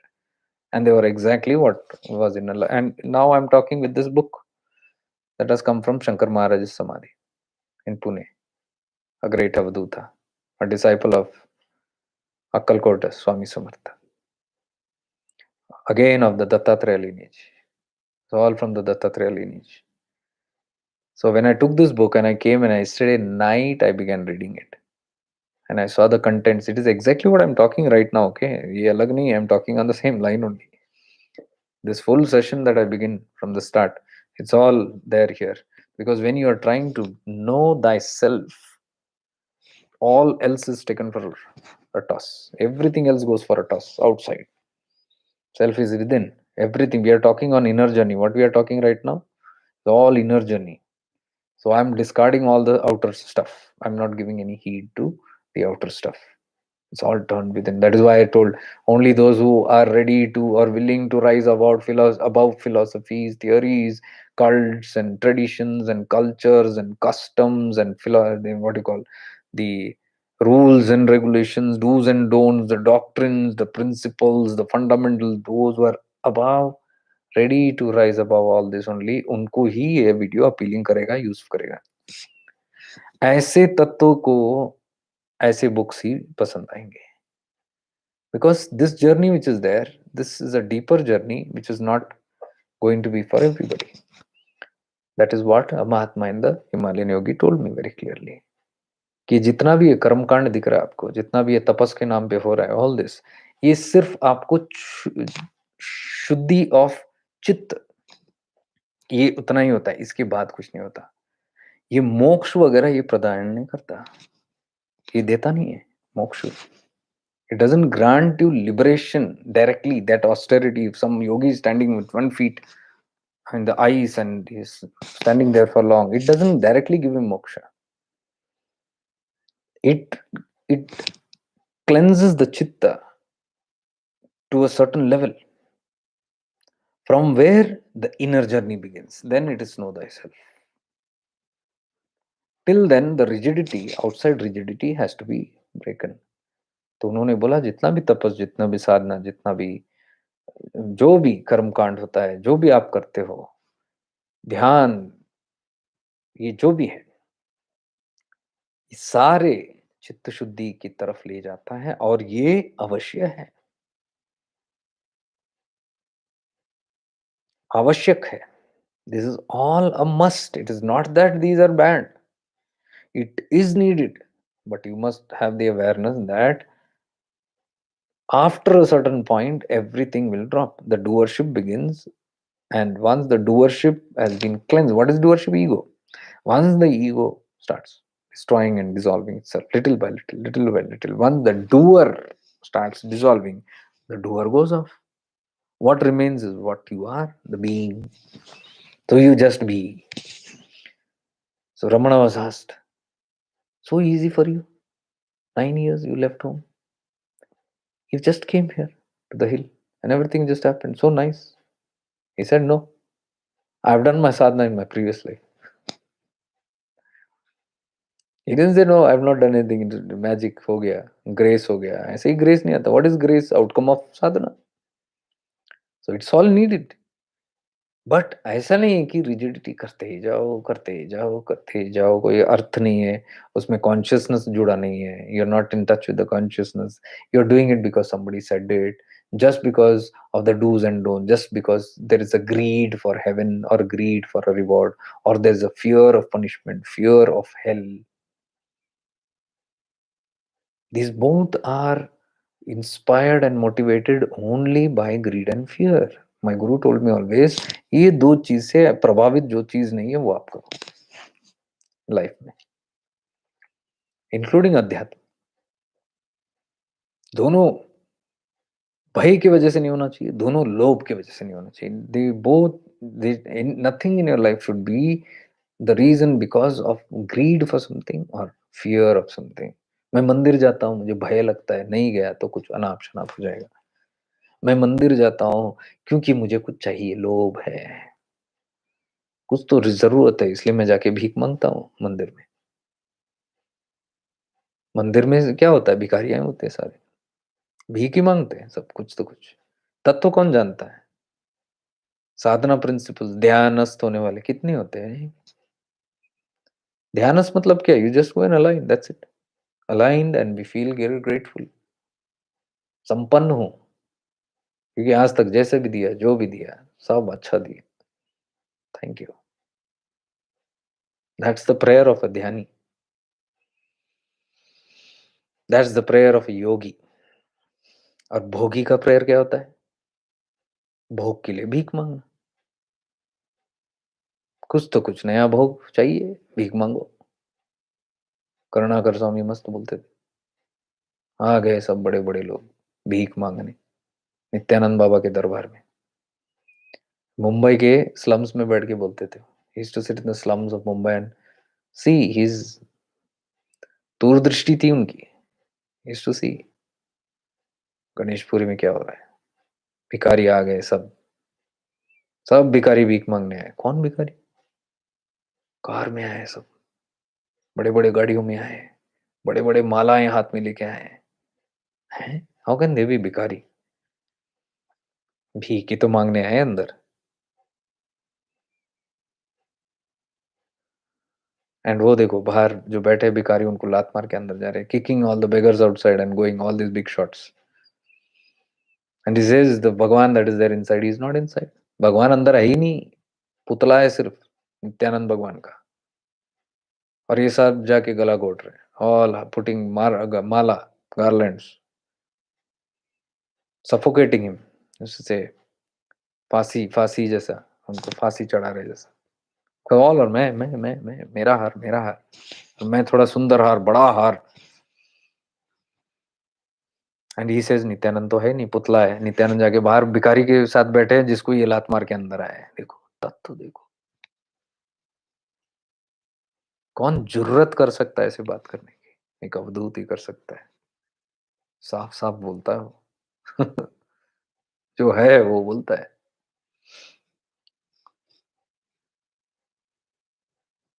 So when we ask something, it's always begging. And he said, अंदर भी भिखारी, बाहर भी भिखारी. Inside the temple also beggars, outside the temple also beggars. Only difference is outside beggars are begging for their two-time food, and inside beggar are begging for bhog. Give me a child, give me a relationship, give me a car, give me a this, give me a that. Never ending. And what did Nityananda say when he left the body? What this one wants to give, nobody wants to take. They come with unending desires. First time they come, they want a child. Okay, I said, let them have a child and then let them elevate their consciousness, come back to the track. They will go. And second time they'll come, they had a girl first time, now they want a boy. First time they come, हमारे पास घर नहीं है, कुछ नहीं है, we are no shelter. Okay, some blessings and they have a house. Next time they come, we families begin, we want a bigger house. This is unending desires. भोग, भीख मांगना संसार में. He left the body in that manner. This one is tired, he said. This one is leaving. What this one wants to give, nobody is there. There are no takers. सब इसी के लिए आते हैं. And this even Sainath said, Sai Baba of Shirdi. So you can see their dilemma is that way. क्यों? हमारी प्रवृत्ति ऐसी है. और इसमें जब तक जागरूकता नहीं आती कोई कुछ नहीं कर सकता, भगवान भी कुछ नहीं कर सकता. हम कितने सिद्ध पुरुषों के साथ रहे, कितने अवधूत के साथ रहे, कितने गुरुओं के साथ रहे, हम गुरुओं की टीचिंग, गुरुओं की साधना करते हैं, लेकिन फिर भी अंदर से जागरूकता नहीं है. क्या करेंगे? खाक जिंदगी भर साधना करते रहेंगे, ड्राई साधना. वो हिमालयन योगी ने बोला मुझे, परिवर्तन नहीं होता, सिर्फ परिवर्तन होता है, रूपांतरण किसी का नहीं होता. आपके जो ग्लैमर स्पिरिचुअलिटी में जो है, सतर्क रहना पड़ेगा, जागरूक रहना पड़ेगा. इसे परिवर्तन तो होते रहता है, अदलाव बदलाव कुछ होते रहता है. आज कुछ अच्छा लगा, कुछ एक्सपीरियंस हो गया, वाह नाइस, परिवर्तन हो गया. एक दृश्य दिखा, एक अनुभव हो गया, वाह चमत्कार हो गया. 10 लोगों को बताओ मुझे अंदर ऐसे एक्सपीरियंस हुआ, मेरे अंदर गुरु आए, मेरे अंदर कृष्ण आए, मेरे अंदर राम आए और मेरे ड्रीम्स में आके ये गाइडेंस दिया. मैं 4 लोगों को जाके बोली, मुझे बोले कि उनको जाके मैसेज दे दो. इस भगवान ने आके बोला इनको मैसेज दे दो और मैं तुमको मैसेज दे रहा हूँ. देखो भगवान ने आके इसी में फंसे रहे. Who's doing this? It's the ego mind that is doing it. It's not the consciousness. परिवर्तन, वही परिवर्तन. उनको लगता है कि बहुत परिवर्तन हो रहा है, लेकिन वो महात्मा ने मुझे बोला रूपांतरण किसी का नहीं हो रहा. परिवर्तन बहुत होते रहते हैं, उछल कूद. रूपांतरण किधर है? अगर रूपांतरण होता तो सारे गुरुओं के कितने शिष्य उस स्तर पे पहुंच चुके होते हैं. कहाँ है बताओ? इतने सारे हैं सिस्टम्स, बताओ कितने मुक्त है उसमें, कितने जीवन मुक्त बने हैं. उसके लिए रूपांतरण होना जरूरी है, परिवर्तन नहीं. Systems are known, successful systems are known by the successful beings they produce. Like your schools and colleges of yours, no? They produce all these great future makers, so called successful businessmen, successful in every area of life, successful celebrities, successful politicians, everything they prepare. And so that institution is known by, we have produced this. And that's their hallmark. They even advertise, publicize, this is because that's the benchmark. वो देख के ही तो जाते हैं. Harvard university क्यों जाते हैं? और all the big universities, why they go? Why do they check the output rate before admitting a child? You will always, everybody will look like, that's common sense. Same happens in spiritual science also. The output rate is the successful rate, what you depend upon. Rest nothing matters. But where do we look at? When we are in a herd mentality, we just follow what everybody is following. We don't want to even look into that. I'm not blaming any systems. I'm telling this jagrukta hai, simple understanding nahi hai.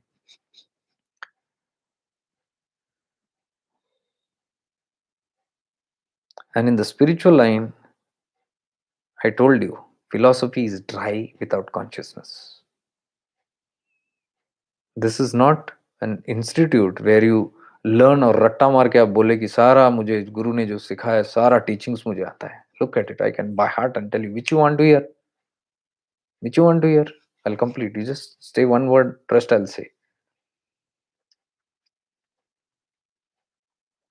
But consciousness, consciously, Guru Shishya Parampara, in this field where the teacher is there and this kind of things are happening, this is happening through consciousness, transfer of consciousness, not transfer of intellect. Buddhi se nahi hota. And when will that come? When the receptivity of the seeker is through consciousness, not through the buddhi. Oh, यहाँ भरने के लिए busy नहीं है. Consciousness भरने में. That is when the Guru's Chetna work. That is why anybody and everybody who knows this science is eligible to take it from the Guru, because the Guru is not a personal being. It's a tattva, it's a consciousness. So if I don't receive from the consciousness of the Guru, I cannot blame that I am not close to him or I didn't get an opportunity, or then tell, oh, people are lucky, oh, वहाँ partiality हो गया, उनको हो गया, हमको नहीं हो गया. That's my stupidity. In this field, physicality does not work. My consciousness works. और इतनी सी समझ हमको नहीं आया तो then we are in the wrong field itself. Spirituality ही गलत है हमारी. Because spirituality में everything is taught by consciousness. Even the Guru teaches by consciousness. Guru has repeatedly told about consciousness. Guru has repeatedly told, don't connect with the body, connect with the consciousness. Learn to attune with the language of silence. Have we heard? If we have really heard, if we boast so much, teachings aata hai, then why are you not attuning to the language of silence? Why is it that you still want to see and hear and you need 10 videos in a day to remind you, and still you are seeking? Where will he come with the physical body? Not got the message itself. So dry philosophy does not work. In spiritual, at least, it doesn't work at all. It has to be lubricated. That is, it's a lubricant. The consciousness is a lubricant. Then the flowing is very smooth. You can catch it out very well.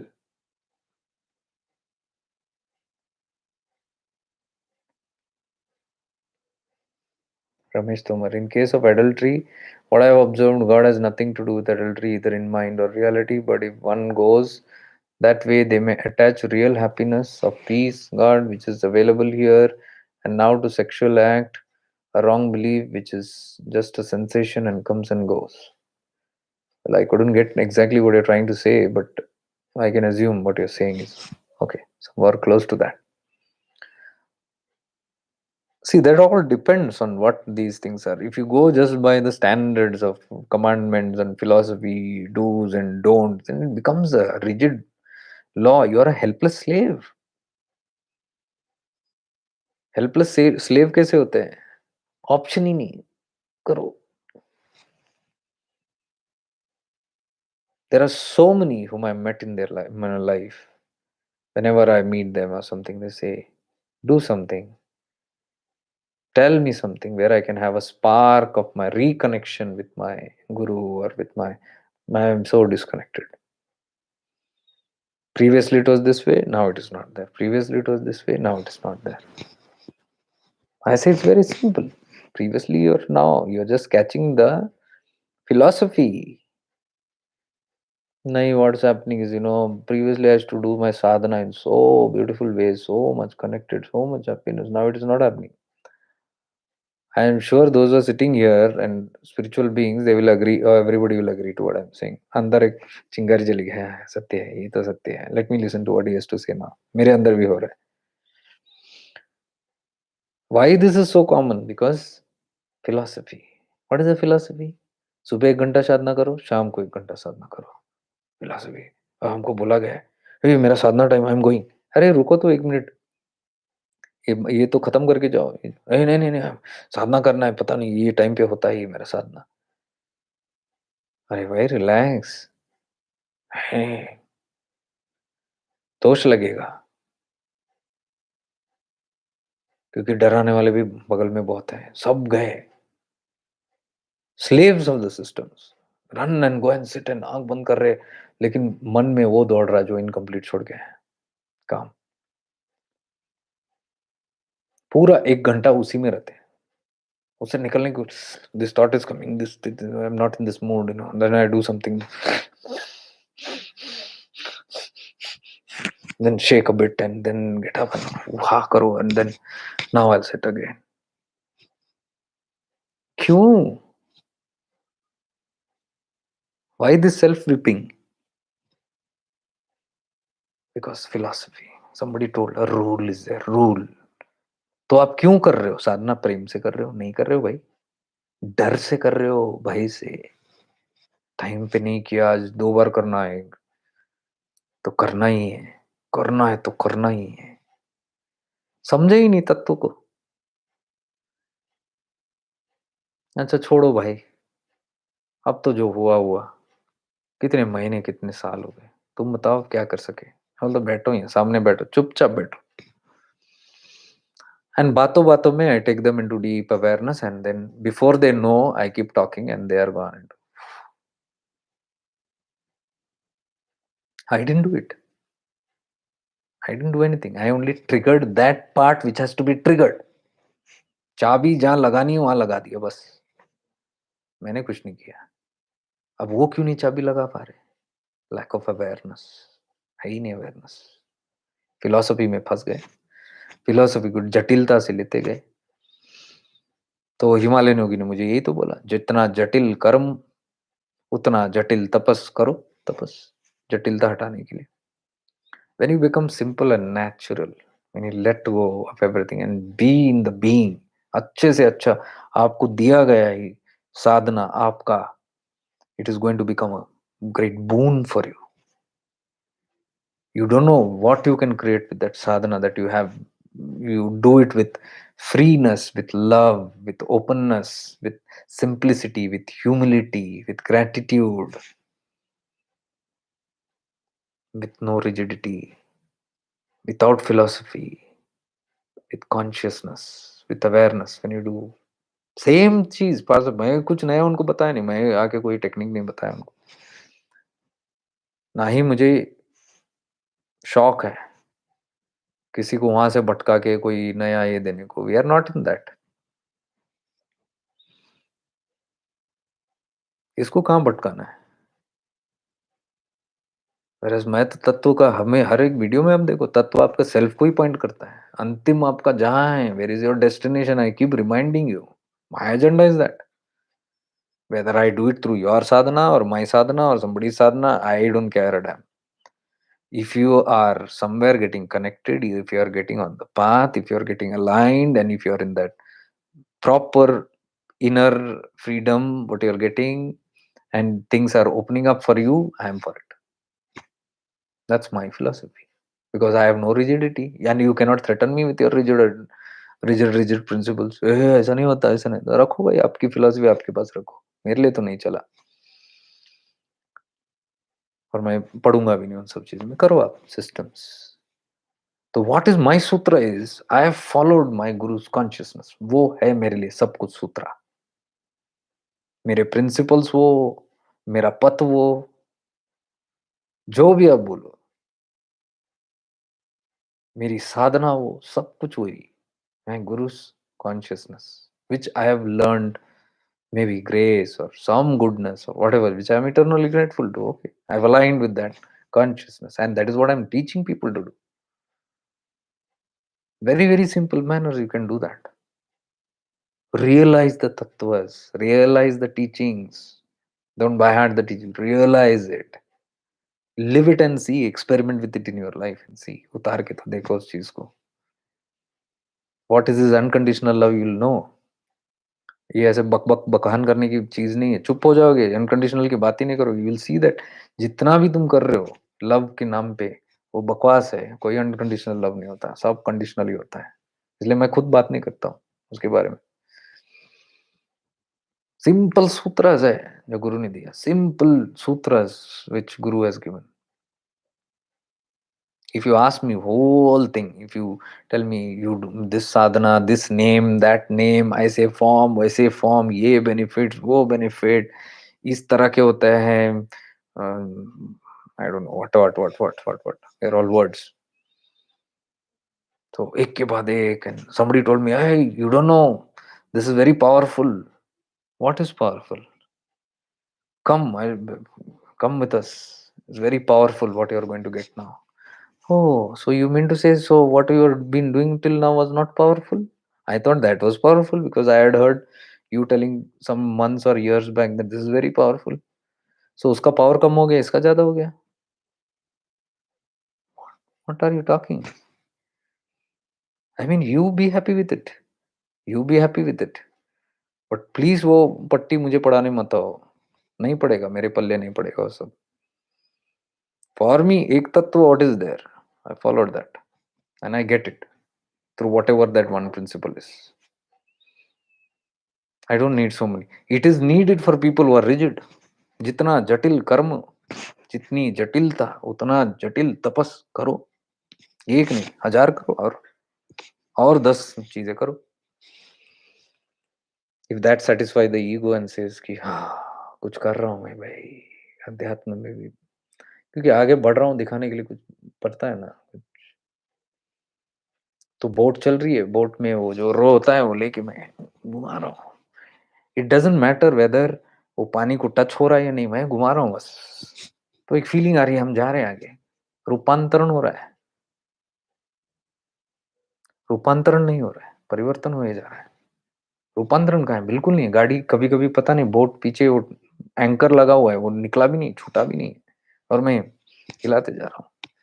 And I'm thinking it's going very far, very fast, and I feel the more I row harder and more tired I become। और एक simple जागरूकता इतना नहीं है कि वो anchor निकालो भाई। हमको तो इतना ही बोला गया, ऐसे ही लो, ऐसे ही लो, बस इतना ही करे जा रहे हैं। तो भाई तत्व बोध होना जरूरी है।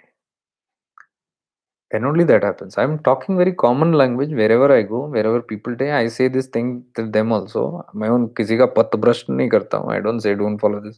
I say use your common sense and align with the consciousness of whatever you do। I'm not in for here for giving you ज्ञान और telling you ये सही है तुम्हारे लिए, वो सही नहीं। तुम्हारा ही प्रॉब्लम, जब तुम ट्रस्ट करके मुझे पूछते हो, मैं उनको सोल्यूशन सिंपली बता देता हूँ। Just look at the anchor, that's all. Once you look at the anchor, boat आगे निकलेगा। That simple. आपको पथ चेंज करने की जरूरत नहीं, आपको बोर्ड चेंज करने की जरूरत नहीं है, लेकिन सिर्फ पीछे मुड़ के वो हुक निकालने की जरूरत है, एंकर निकालने की जरूरत है। तो ऑटोमेटिक नहीं आगे जाएगी आपकी, पार भी हो जाएगा।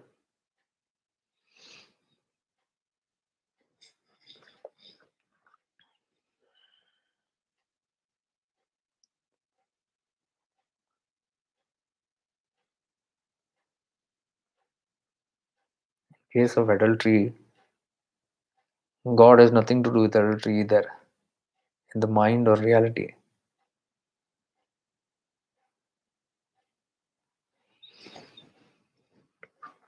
या adultery and all those things वो इसके लिए बताए हैं, दे आर ऑल रूल्स, क्योंकि they know rules are for fools. उनको पता है कुछ तो बोल के डरा के रखे तो ही ये सुधरेंगे। Sometimes that also is needed. बहुत शरारती बच्चा है, घर में बहुत ही शरारती बच्चा है, तो कभी कभी लाठी दिखाना पड़ता है उसको, कभी कभी बांध के रखने का या घर में बंद रखने का दिखाना पड़ता है। जटिल था, जितना जटिल उसका कर्म उतना जटिल तपस्या दिखाना पड़ता है। Yes, as you say, it has nothing to do with God. Perfectly right. God वहां बैठ के खुश भी नहीं हो रहे, दुखी ना हो। आपने एक एडल्ट्री कर दिया तो वो दुखी नहीं हो रहे, और आपने कुछ एडल्ट्री नहीं किया तो वो कुछ आप मत प्रसन्न होके आपके साथ नहीं बैठे। Is looking at you and is very impressed, this guy, this child of mind कुछ भी नहीं किया, देखो एकदम साफ नियत का है,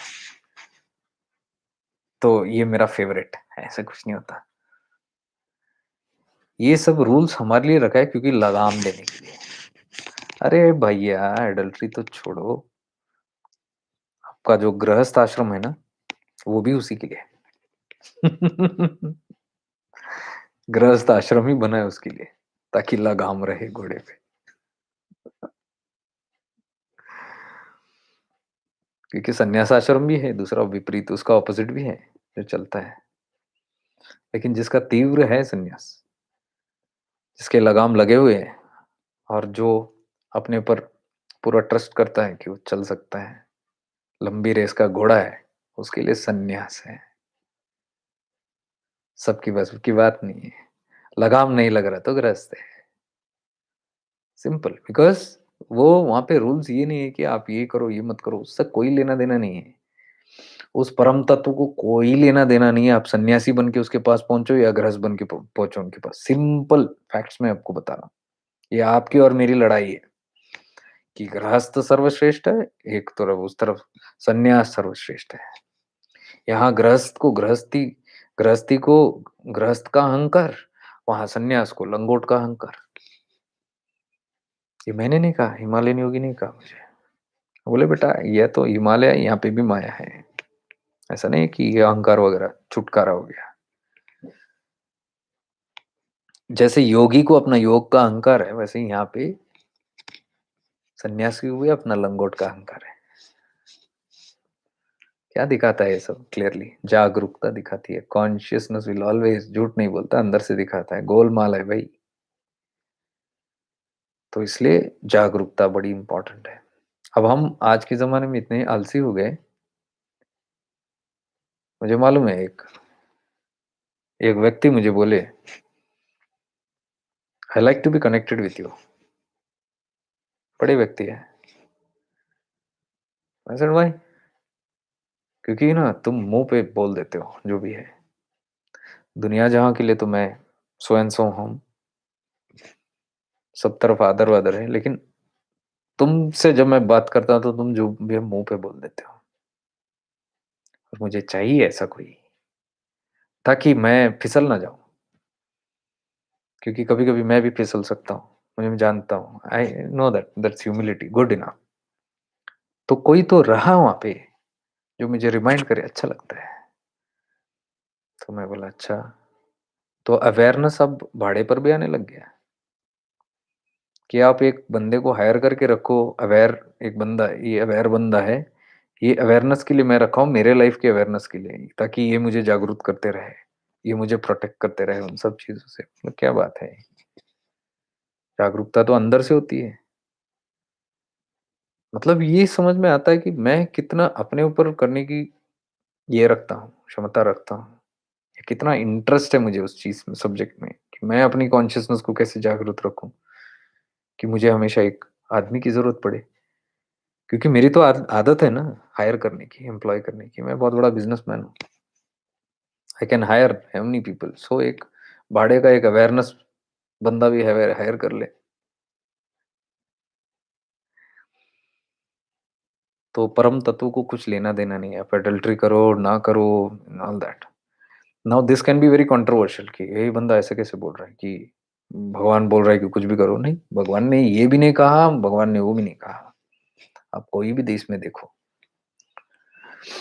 बड़ी सरलता से उन्होंने बहुत चीजें, ये सब चीजें, चीजों का बखान हुआ है through scriptures or through rishis or whatever. And later it was tightened up in various ways, the rules and all that built up in certain ways so that it keeps people aligned through greed or fear. Greed मतलब लालच दे आपको, पुण्य का ही सही, भाई ये करो तो आपको पुण्य मिलेगा, बस इनफ। आपका आगे की यात्रा जो भी है फिर वो उसके लिए रहेगा, पुण्य के चक्कर में। अब कितने लोगों को, how many people I see fighting for punya. We had a great laugh last time. I don't know if you guys are here, who we met in Pune. We had a good laughter time. तो पुण्य का चक्कर ही था वो। तो whenever I eat my food or drink my tears, he will come and snatch it away, he'll take it away. रखो भाई, उसको पूरा तो पीने दो। अरे sorry sorry sorry, I thought you finished. अरे ऐसे क्या है, नहीं कप तो मुझे ही धोना है। अरे भाई धो लेना भाई, कोई कौन, बट एटलीस्ट पीने खाने खा पीने तो दो, कंप्लीट करने तो। मुझे लगा आप नहीं दोगे अपने को ना। क्यों, ऐसे क्यों लगा? नहीं, हम कोई देते नहीं ना एक दूसरे को, अपना प्लेट हम ही इसको, हाँ वो तो ठीक है, अपना प्लेट आप ही साफ करना है। नहीं फिर आप नहीं देंगे, मुझे ऐसा लगा कि आप नहीं नहीं, आपको अगर छीनने का शौक है तो छीन लो, मैं कभी झगड़ा नहीं करूंगा आपसे। प्लेट ले जाओ, क्या होगा ज्यादा से ज्यादा, पुण्य मिलेगा ना। किस चीज के लिए हो रही है, what is the competition about, पुण्य मिले, और वो मुझे दिख रहा है। तो अगर कोई किसी को पुण्य हो रहा है बोला, करो भाई, पुण्य मिलने दो आपको। क्यों मेरी सोच ऐसे हो कि नहीं तुम्हें नहीं मिले? मैं कितने बार देखा है, आश्रम में होता था, जब मैं आश्रम में था, खाना खा के आया, प्लेट रखा है, कीप द प्लेट, झगड़ा चालू, वहां से एक प्लेट इस तरफ जाता है, उधर से एक प्लेट, लो मैं धो देती हूँ, मैं धो देती हूँ, मैं धो देती हूँ, हम धो देते हैं। बोला क्या चल रहा है भाई, ये पुण्य कमाने का चक्कर चल रहा है, और क्या चल रहा है, पुण्य मुझे मिले। और दूसरा आदमी उसके हाथ से छीन रहा है, क्यों, पुण्य उसको ना मिले।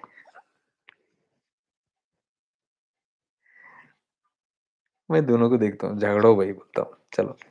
कभी होटल में गया, वहां पे ऐसे सिर्फ वेटर वेटर बिल, यहाँ से एक 500 रुपए का नोट, यहाँ से एक 500 रुपए का नोट, यहाँ से एक 200 रुपए का नोट, यहाँ से एक नोट, सारे सब हाथ डाल रहे हैं ऐसे।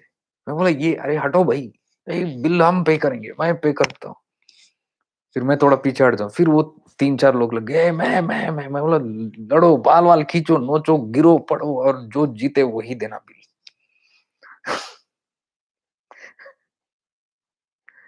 पुण्य कमाना है ना, कमाओ भाई। अरे भाई अगर जागरूकता नहीं है, पुण्य के चक्कर में कभी कभी पाप भी हो जाता है हाथ से। कभी सोचा है, कभी सोचा है इस चीज का, क्यों ये सब हो रहा है? जागरूकता नहीं है, awareness is not there, awareness is missing. क्यों, किसी ने बोला किसी के जूठन साफ कर दो पुण्य मिले, खत्म, भागो उसके पीछे, लंबी रेस। ये है हमारी मूर्ता। तो क्या बताए, अब इतना कॉम्प्लिकेट कर रखा है स्पिरिचुअलिटी को, जहां देखो मारा मारी हो रही है, जहां देखो बहसबाजी हो रही है एक दूसरे के साथ। अरे सरल कोई चुपचाप बैठता नहीं भाई। अब मैं बोला क्या पता, अगर मैंने प्लेट दे दिया, जिन जाओ भाई, दो दो, झगड़ा मत करो प्लीज, लो आपको चाहिए ये लो, ग्लास ले लो, और क्या बचा है ले लो, जो भी है। यहाँ एक स्पून पड़ा है बेटा, आप एक स्पून लेके जाओ, इसको धो दो, जो जो करना है कर लो, जाओ, पुण्य मिले आपको, भगवान खुश रखे, जाओ। क्या पता ये जो छीन के भाग रहे, इंटेंशन गड़बड़ हो गया ना, पुण्य ना मिले, शायद कहीं पाप या दूसरा कुछ मिले, मैं ऐसे बोल रहा हूँ, ना मिले। और क्या पता व्यक्ति जो आराम से दे रहा है, ले जाओ भाई, तू भी पुण्य कमा, तू भी, उसको पुण्य मिल जाए।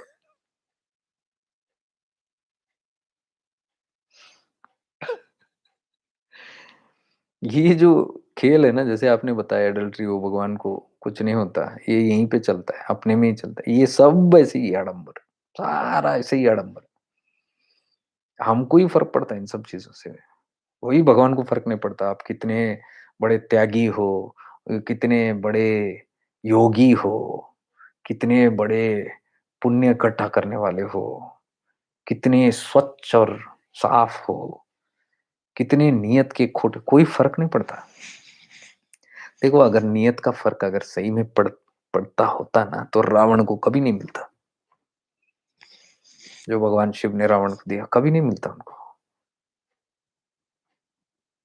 आपको क्या लग रहा है, उसमें उनकी नियत साफ थी रावण की?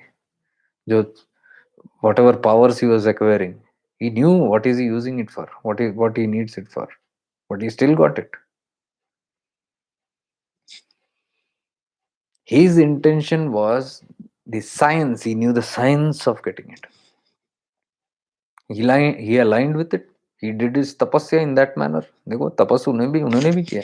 कभी कभी ऐसा हो जाते हैं, हम अच्छे से अच्छे शुद्ध तपस्या करके पूरे जिंदगी भर भी हम नहीं ले पाते, लेकिन कोई रावण है आके करके वो ले जाएंगे उस चीज को।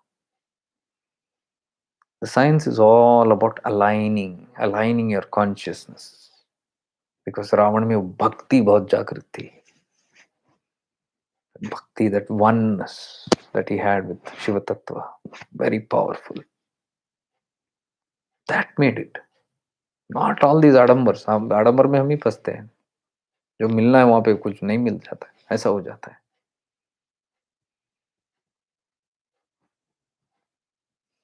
इसलिए ओशो को सूली पे चढ़ाया उन्होंने। जब उन्होंने सेक्स टू समाधि बताया, टीच किया, और संभोग से समाधि उन्होंने बात करनी शुरू कर दिया, लोगों ने कुछ अलग ही समझ लिया उसको। अरे, कोई संत महात्मा ऐसे थोड़ी बोलते हैं कि संभोग आपको समाधि तक ले जाता है। How can sex take you to super consciousness? This man is fooling us.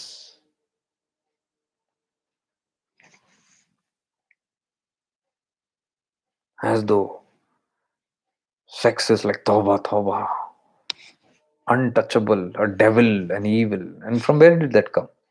Who created it? It has come from the Param Tattva. And who created you? Who created us? Sex created us. Sex procreates. Only sex generates. Preservation तो बाद में होता है, preservation से पहले creation होता है। ये क्रिएशन, जो सृष्टि यानी क्रिएशन, ये सारा क्रिएशन क्रिएट कहां से होता है? Everything is in sex. Plants are having sex. The insects are having sex. The reptiles are having sex. You look at anything. Otherwise, there is no procreation. Rishis are having sex. That is why they have the lineage is moving. But the way you look at that sex differs. How you define that, depending on your vasanas. That needs a little transmutation. That Osho was trying to explain. But we think that as most degradable, because when we see divinity, we put this and the opposite. And what Osho was trying to say is, उसका कोई मतलब लेना देना नहीं है भगवान से, या भूत से, क्या बोलते हैं, पिशाच से, या फिर इविल से। कोई लेना ही नहीं उससे। वो तो एक प्रिंसिपल है।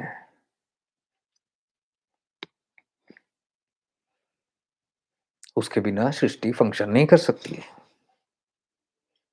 Simple concept, even if you go in consciousness level, union is important. Shiva and शक्ति मर्ज, तब जाके क्रिएशन होता है। If you understand through consciousness things, then you don't get stuck in these things. Then you, तो फिर आप उस चीज को लेके एक बड़ा एक आडंबर बना के, बड़ा एक कुछ कंट्रोवर्सीज बना के उस चीज को खो नहीं जाओगे। उस चीज में, उस चीज को समझोगे और आगे बढ़ जाओगे। Simple as that.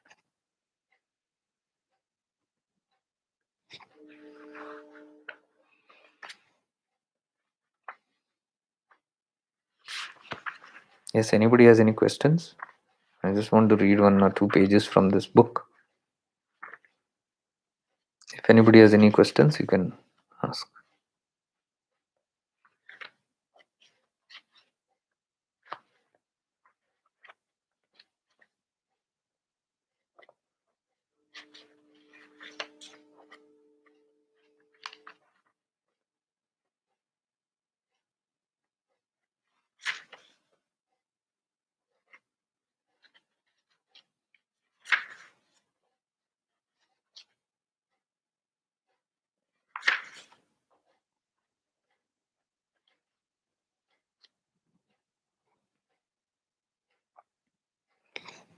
Okay. Aishwarya Akash, how to deal with people who put spiritual guilt and fear within us? Taking Shivyogan Babaji's name, who are actually a close family member who assume themselves as senior in only talking and imposing the philosophy, especially following on different gurus. This itself is a controversial question, and if I give an answer, it will turn into conscious another spirit, what you call, controversy. If my answer is read through your dry philosophy, it will be a very controversial answer. But if you read it through consciousness, it will be the right answer. So it all depends on how you want to read this answer. Even if I answer this, first of all, your question also is very triggering. If somebody reads it as a through dry philosophy, you're not supposed to talk about these things.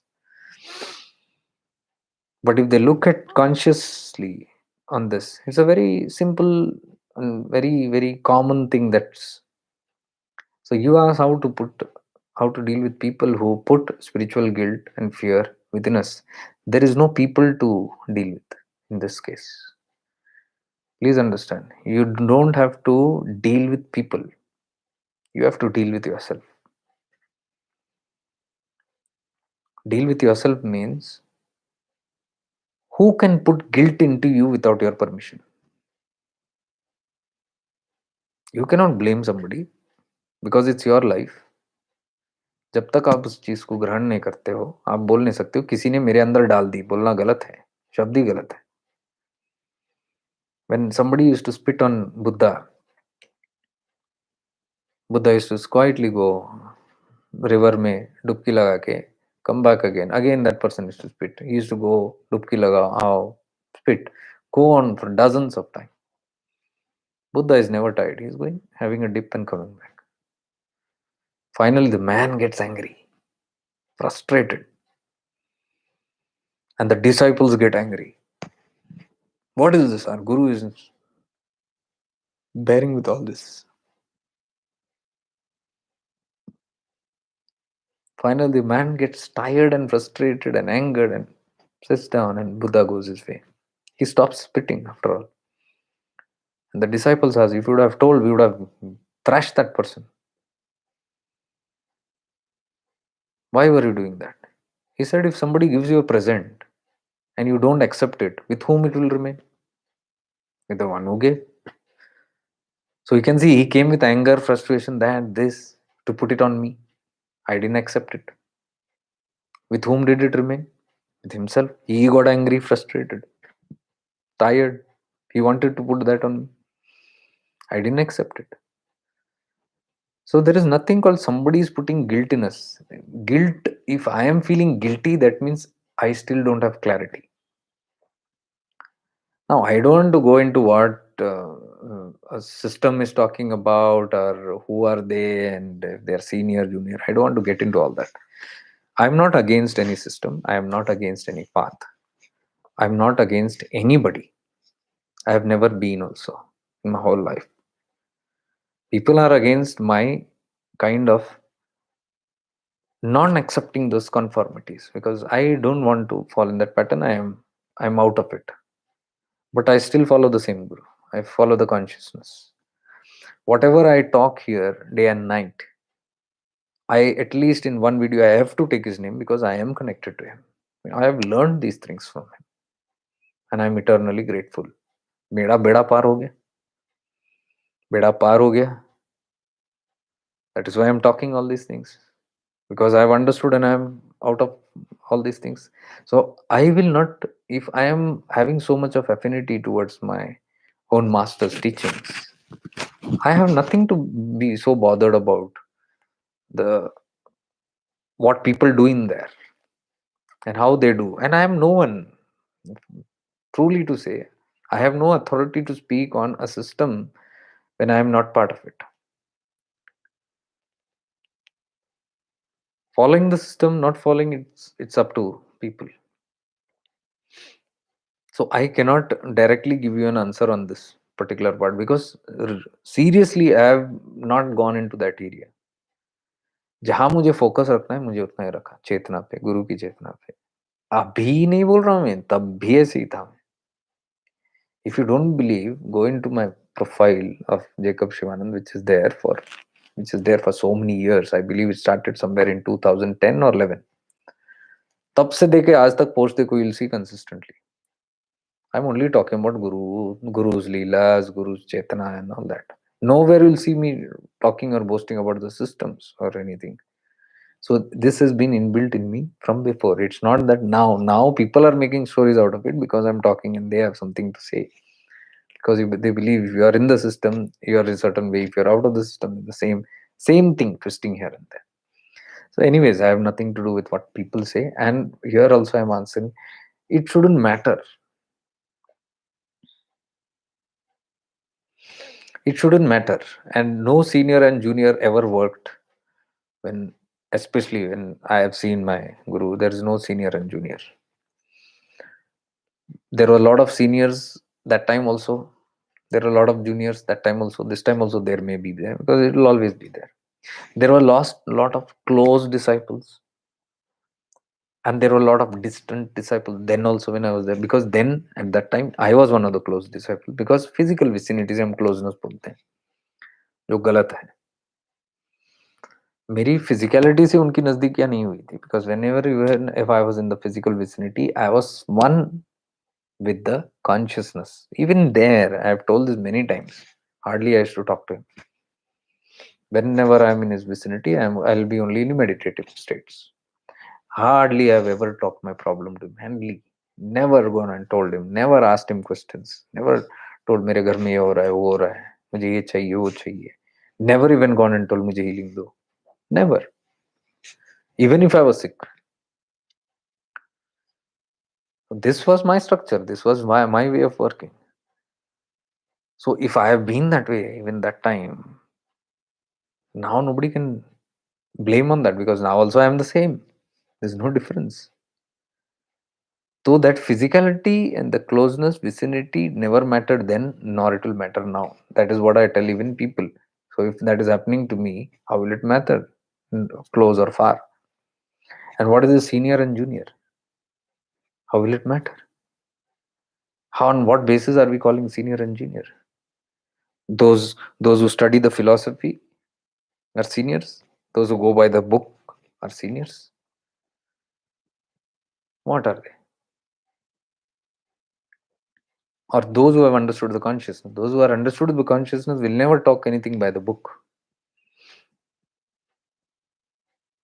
I have seen so many people जो 10-10 साल 15-15 साल भी रहे, और मेरे सामने ही आया एक बंदा और 2 साल भी नहीं हुए उसको.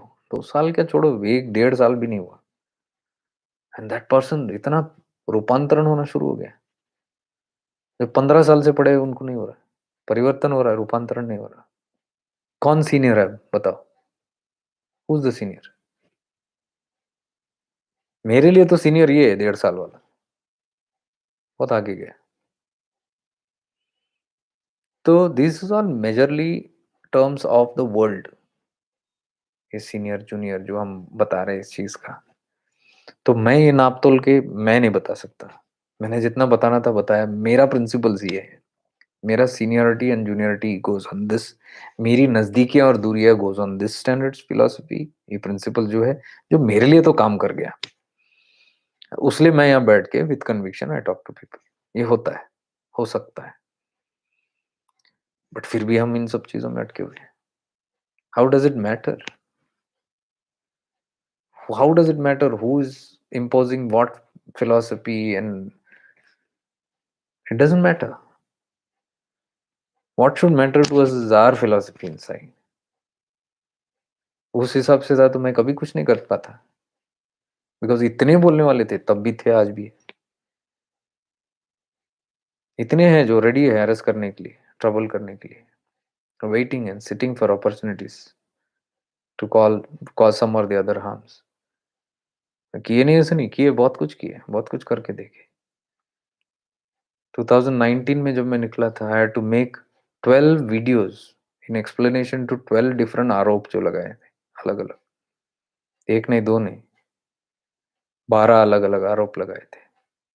ये किया, ऐसे किया, वैसे किया, ये किया। चलो वो चल रहा था, many years it was going on. But one day I said, I have to clarify to people who are confused, ये क्या हो रहा है? Then I had to make all those 12 videos those days. Temporarily डाल के मैंने निकाल दिया, because that is not meant for anything else. So I wanted to give a clear message of what it is. एक में तो किसी girl के साथ मुझे लिंक किया था। उसमें एक ऐसा भी था वातावरण कि I am involved in some affair and then I have a child with that person, and some said I'm secretly married, and some said गफला हो गया, सब अमाउंट्स में कुछ हो गया, and I don't remember that because I don't give so much of attention. उस time पे मैंने आंसर कर दिया, छोड़ दिया उन सब चीजों को। अब कितनों को क्या आंसर करते रहेंगे, बिकॉज यू नो आपका क्लियर है, then they will go on and these things will go on, you can not stop it. Nobody on this earth has been safe. इतना फिलोसफी अगर जान गए तो you will stop giving attention to all these things. चलते ही रहेगा। There are so many factors, jealousy factors है, ये सीनियर जूनियर का चक्कर है, नजदीक दूरियां का चक्कर है, कितने कितने हैं। I have been a victim of so much of jealousy factors, so many. I don't want to get into all that, or from areas where I did not expect it.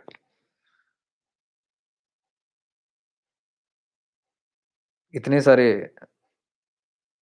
What you call षड्यंत्र और चीजें दूर कराने के लिए, हटाने के लिए, और कहीं हद तक सक्सेसफुल भी हुए, बट जीत नहीं पाए कॉन्शियसनेस को जुदा करने से। What are we going to do in all these things? Because यही यही सत्य है, और यही इसका मूल है, स्ट्रेंथ है कि तत्व को पकड़ा। क्योंकि सारा चक्कर क्या है?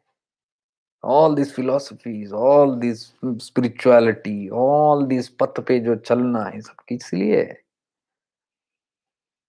सिंपल थिंग कि आत्मबोध हो जाए आपको, बस। तो आत्मबोध सिर्फ फिलोसफी से नहीं आने वाला, आत्मबोध आने वाला है बोध, when you go into the consciousness.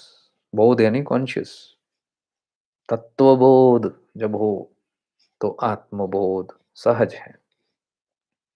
बोध में नहीं गया तो फिर ये सारे जंजाल में फंस के रहेंगे। अभी भी मुझे चैलेंज, अभी भी मुझे आते हैं धमकियां वाले मेल्स भी आते हैं मुझे, by so called yogis, dash dash yogis. एक एक मेल्स ऐसे ऐसे हैं, तो पहले देखता था मैं, अभी मैंने छोड़ दिया उस चीज को लेके। भय फैलाना चाहते हैं, आतंक फैलाना चाहते हैं, चुप कराना चाहते हैं, जो भी है, ईर्ष्या है, जो भी है, या जो वो करना चाह रहे थे वो कर नहीं पाए और कोई और कर रहा है तो उसको नीचे खींचे, क्रैब मेंटालिटी, ये सब चलता है। It's not new. People who are close to me and all, they all know all these things. ये छोड़ो, मेरा गुरु को ही पता है। अभी नहीं, जब वो थे उनके सामने, उनके नाक के नीचे चलता था, और कहीं कहीं से तो मेरे गुरु ने स्वयं मुझे बचाया है। अब क्या बोलूं इससे ज्यादा? He has protected me, he has saved me, he's pulled me out of sometimes all this kind of nonsense happening right under his nose. तो ये तो होगा ही, फ्रिक्शंस तो होगा ही, because jealousy factors are there, selfishness is there, ego factors are there. ऐसा नहीं कि मैं पाप का दूल्हा हूँ, सॉरी, दूध का दूल्हा हूँ। पाप का दूल्हा तो बहुत अच्छा होता है, पाप से धुल, नो, धुल जाना पाप से, पाप पूरा। पाप का दूल्हा नहीं, दूध का दूल्हा तो मैं भी नहीं हूँ, लेकिन अवेयरनेस है, नहीं हूँ तो भी। That's important for me. My tattva, what my philosophy is, even if you are having mistake, even if you are having some flaws, be aware of it, don't ignore it. फिर ही उस पे विजय प्राप्त होना संभव है। तो those people who are there very close, they know from both sides, who have seen it properly, they know. ये जो बैठ बैठ के षड्यंत्र लगाते हैं, जो इल्जाम, वो उन्होंने कुछ नहीं देखा है, ख्याली पुलाव पे कुछ भी बना देते हैं। So this goes on. There is no end to it. Anyways, I think even if I tell you this much, it is enough. कि it is all useless and it doesn't matter in any manner. ये सब सीख है। एक बार सीख आपको समझ आ जाए, ये सब चटके लग के ही मैंने सीखा है इन सब चीजों को, कि इन सब आडंबरों से दूर रहो। आडंबर नहीं चाहिए अपने को। क्या चाहिए? वो चेतना से ही है, अपना काम चेतना से ही है। और पूरी यात्रा हमारी भीतर है, बाहर थोड़ी है।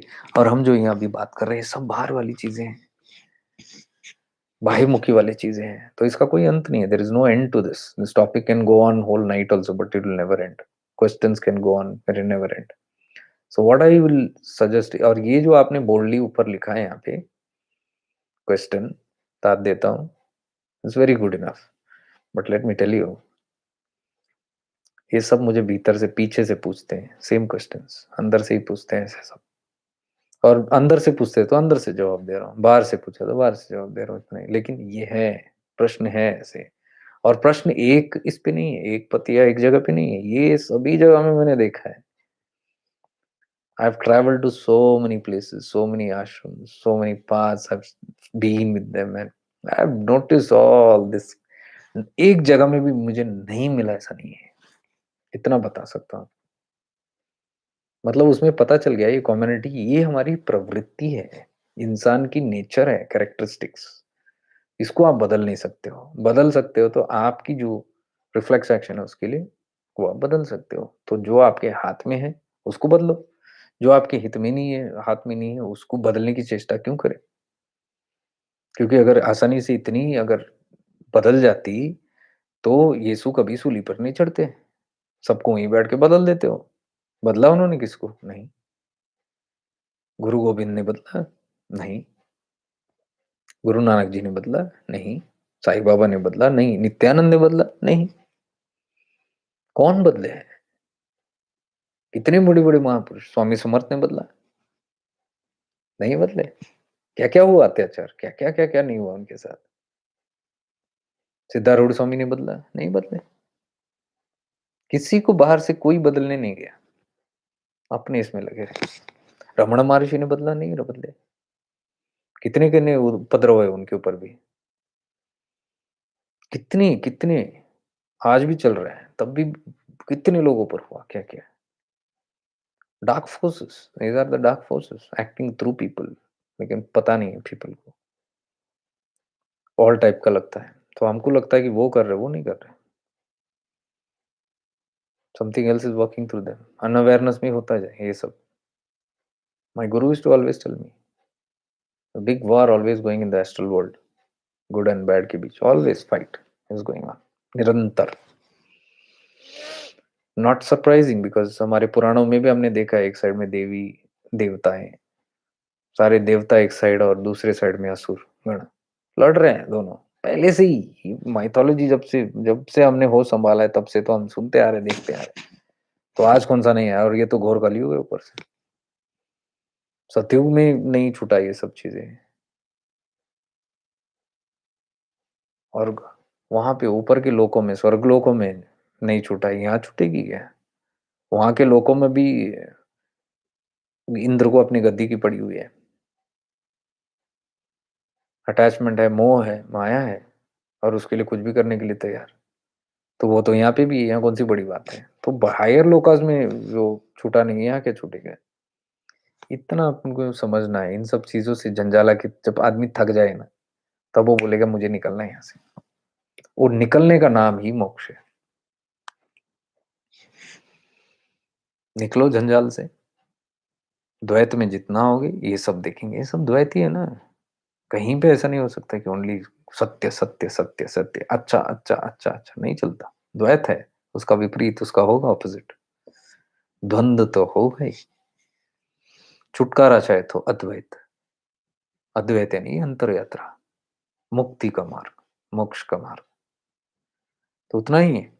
तो ये सब खेल के गेम्स और ये सब चीजों से चटके लग के, गिर पड़ के, रेंग के, समझ के, अच्छी तरह से मंथन हो के, अच्छी तरह से पिस के समझने के बाद ही अब ये अंतर अंतर यात्रा समझ आ रही है। तो जैसे ये हिमालयन योगी ने मुझे कहा, ये सब कुछ आदमी को थकाने के लिए है बस। ये सारे जितने भी आडंबर हैं, जितने भी तपस्याएं, थका देगा एक दिन।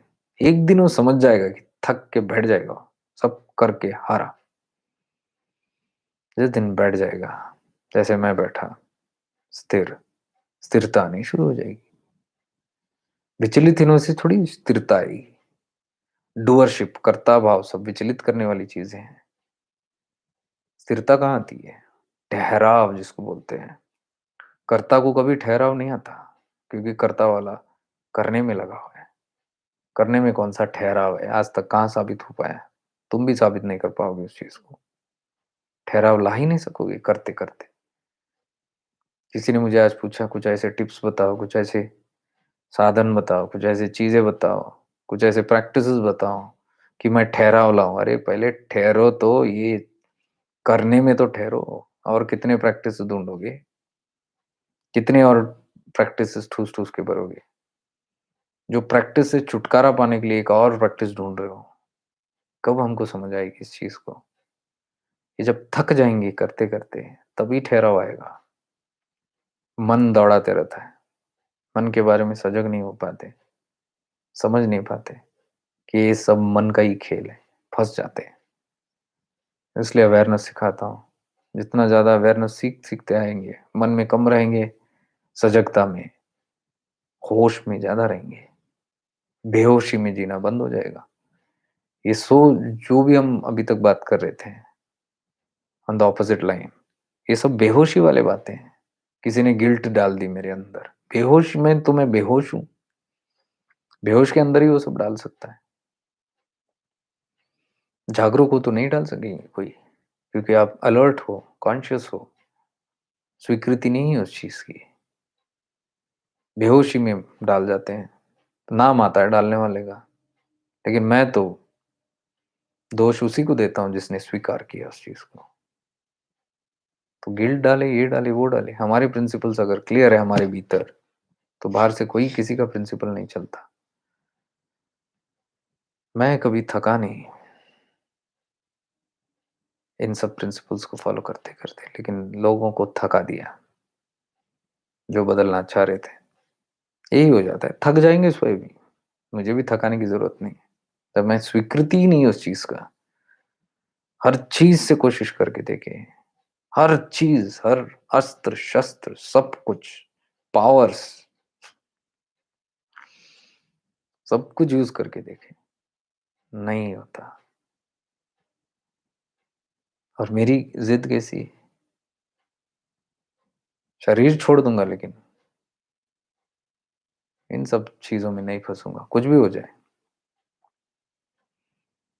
तो अगर उतनी स्टर्न और उतनी तीव्र और स्ट्रांग आपका विल है, तो the divine guides you and protects you in that. That's all I have to say in this.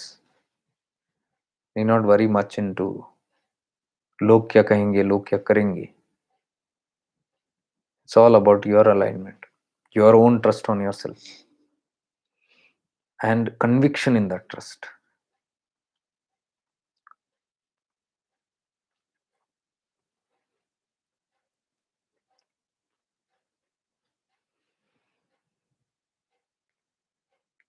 और जितने मैं ऐसे सेशंस करता हूँ जो ये करते हैं, ज्यादा ट्रिगर होता है। और एक जमाने में सोचा था एक टाइम पे कि ये क्यों बात करूं, so that I can be at peace, because whenever I talk such things, more triggers happen, challenges are more. So if I want a smooth way, why should I get into all these things? But then sometimes when people ask, I am clear with my principles, तो मुझे मुझे अपने अपने को कुछ समझाने की बाकी नहीं रहा। लेकिन अगर किसी को समझ नहीं आ रहा और वो हेल्प सीख कर रहे हैं तो मैं उनको समझाने की कोशिश करता हूँ, और उसमें फिर ये हो जाता है शुरू।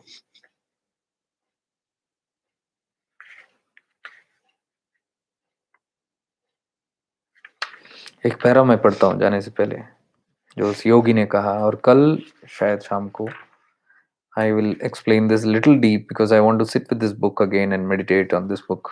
And ये तत्व इतने सुंदर हैं कि मैं ये भी अपने, हाँ, इसकी भी आहुति अपने हवन में डालना चाहता हूँ।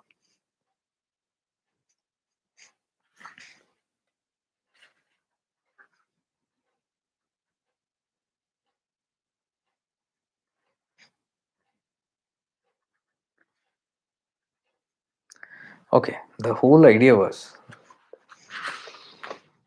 कितना हो गया time? 11:30. Okay, 11:20. So I think in another 10 minutes I should be able to finish this off.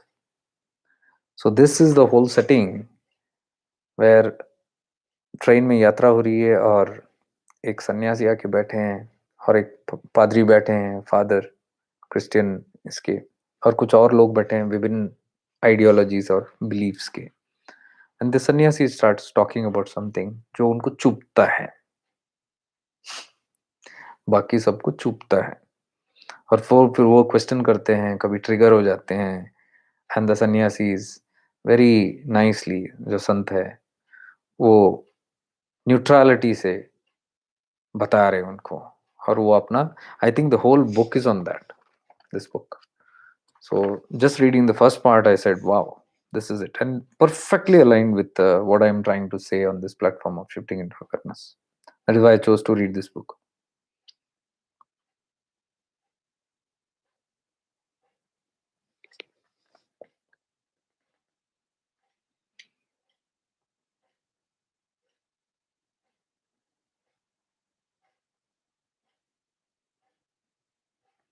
तो ये सन्यासी अंदर आते हैं, sanyasi walks into this compartment and everybody is like attention has gone there. तो काफी सारा मैंने टेक्स्ट छोड़ दिया, I am just coming to the point.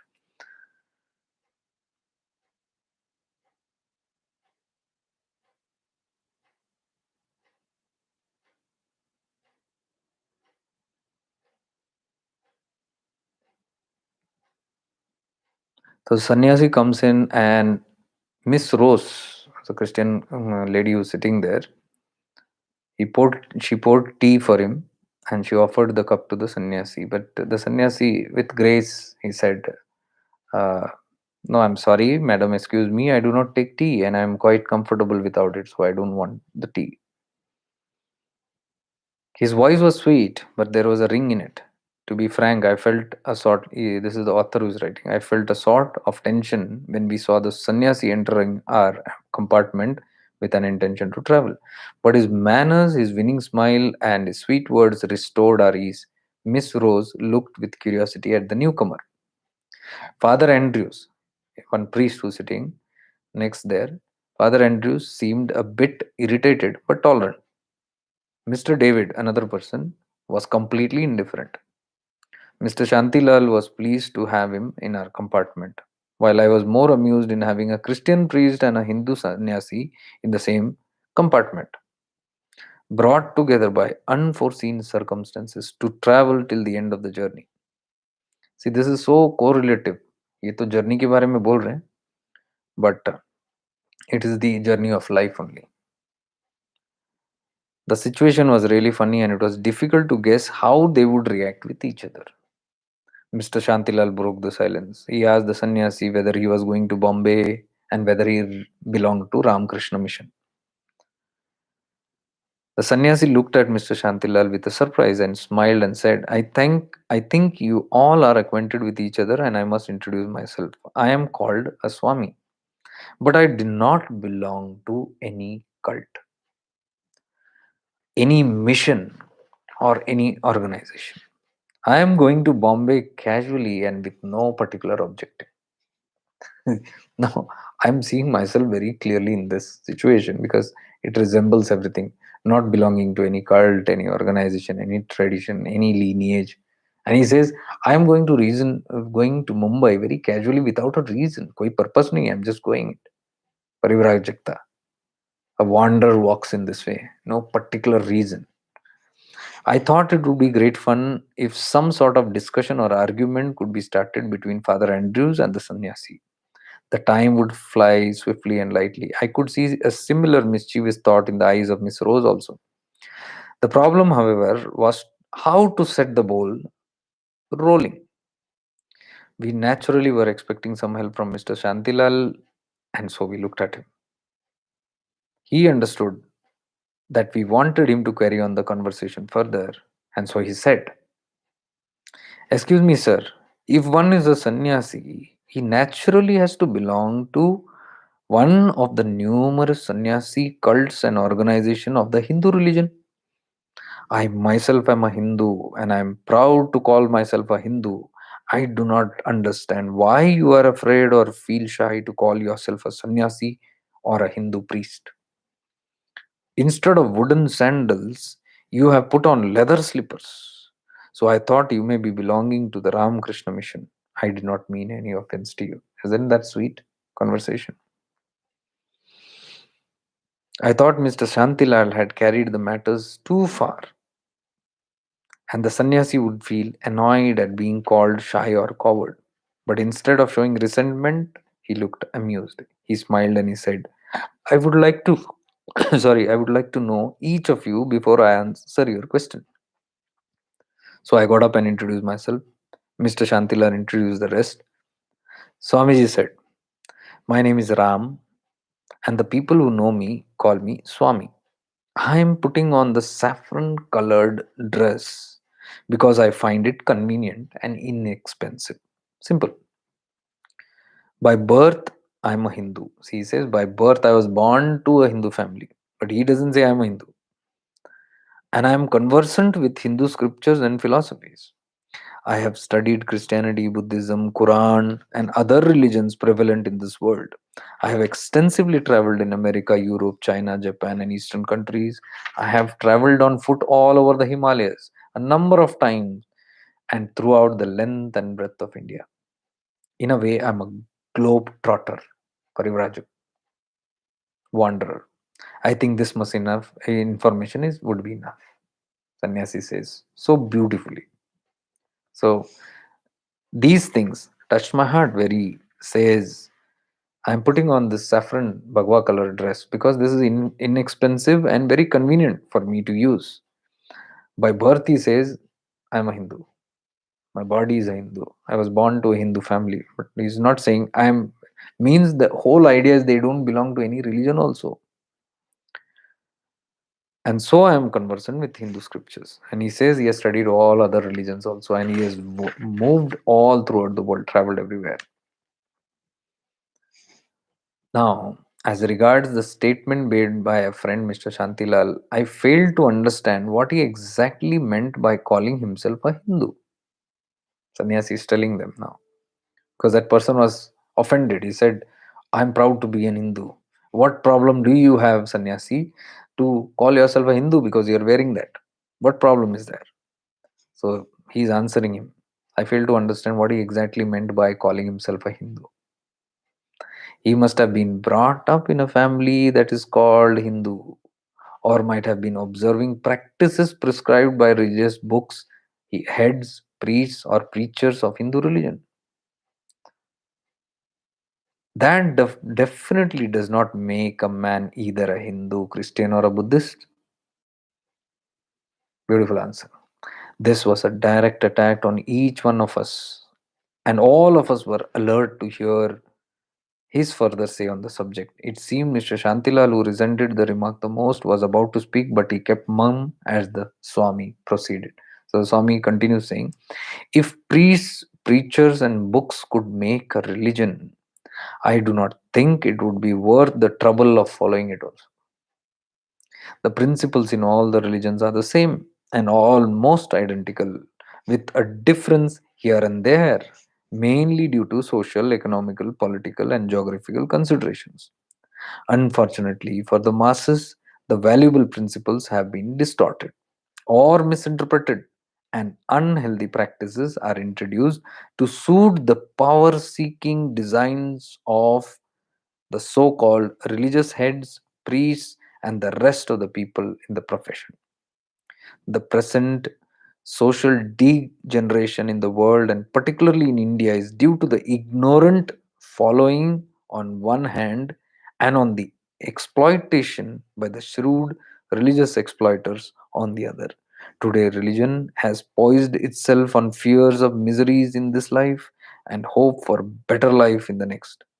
This sentiment is being exploited to the full by the ambitious priestly class and religious propagandists. Religion is to be understood and lived and not to be propagated. It is for the benefit of the entire humanity and should not be a monopoly of a group or a sect. It is not meant for the fortunate few. If any religion creates class or color distinction, barriers between man and man, upholds superiority of one section or class over another, suffers color prejudice, tolerates dominance over of one race, country, or nation over the other race, country, or nation because of religion or faith, then know for certain that it is not religion.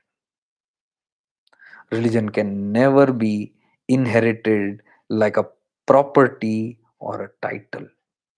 Similarly, it cannot be bestowed upon by a guru, a master, a preacher, or a teacher. It cannot be given or accepted as a gift. It is an internal evolution which completely liberalizes and frees the mind. Religion, in fact, is an expression of the freed and liberated mind. Excuse me, I am not giving you a talk on religion, Swami says, but wanted to explain my earlier remarks about myself in this context. So clear, crystal clear message he has given here. Sitting comfortably on his seat, he was talking with perfect ease without any emotion. Miss Rose and Mr. David had a puzzled look on their face, while Father Andrews showed clear resentment. It seemed that he did not like the remarks passed by the Swami. Lying quiet, Mr. Shantilal kept the silence and thought it was wise not to provoke the Swami anymore, though the exposition of religion by Swami was in answer to his question and remarks. It was clear to all that the Swami was not an ordinary sannyasi, but was made up of different stuff and could not be treated lightly. Besides being educated, he was a person with free thinking, independent views, and a balanced mind. He was bold enough to express his views unflinchingly in any company. The silence, as expected, was broken by Father Andrews. He said, Mr. Swami, do you understand what you said? I am one of those engaged in the spread of Christianity. It is by far the only religion that leads humanity to God. It has been propagated by the Son of God for the emancipation of the ignorant masses, lead them from darkness to light. Christianity is not based on hearsay or imagination, it is practical and convincing. Now, somebody is triggered here. So, this person is trying to defend his own religion now. Now, this is appealing even to the sects, different groups and communities and cults, how one gets triggered by the other. Exactly the same way. Do you mean to say that they have done nothing in this world and in this understanding? In an effort to lead the people from ignorance to knowledge, from darkness to light, to make them fit for the presentation to God, Christian nations have spent billions, and we, the humble preachers, have rendered unselfish service, suffering all privations and miseries to uplift the masses. Can you see this common talk? Not just Christianity, there's even other cults and tribes talk about it. We are doing so much for the humanity. Don't you see that? How can you call us ignorant?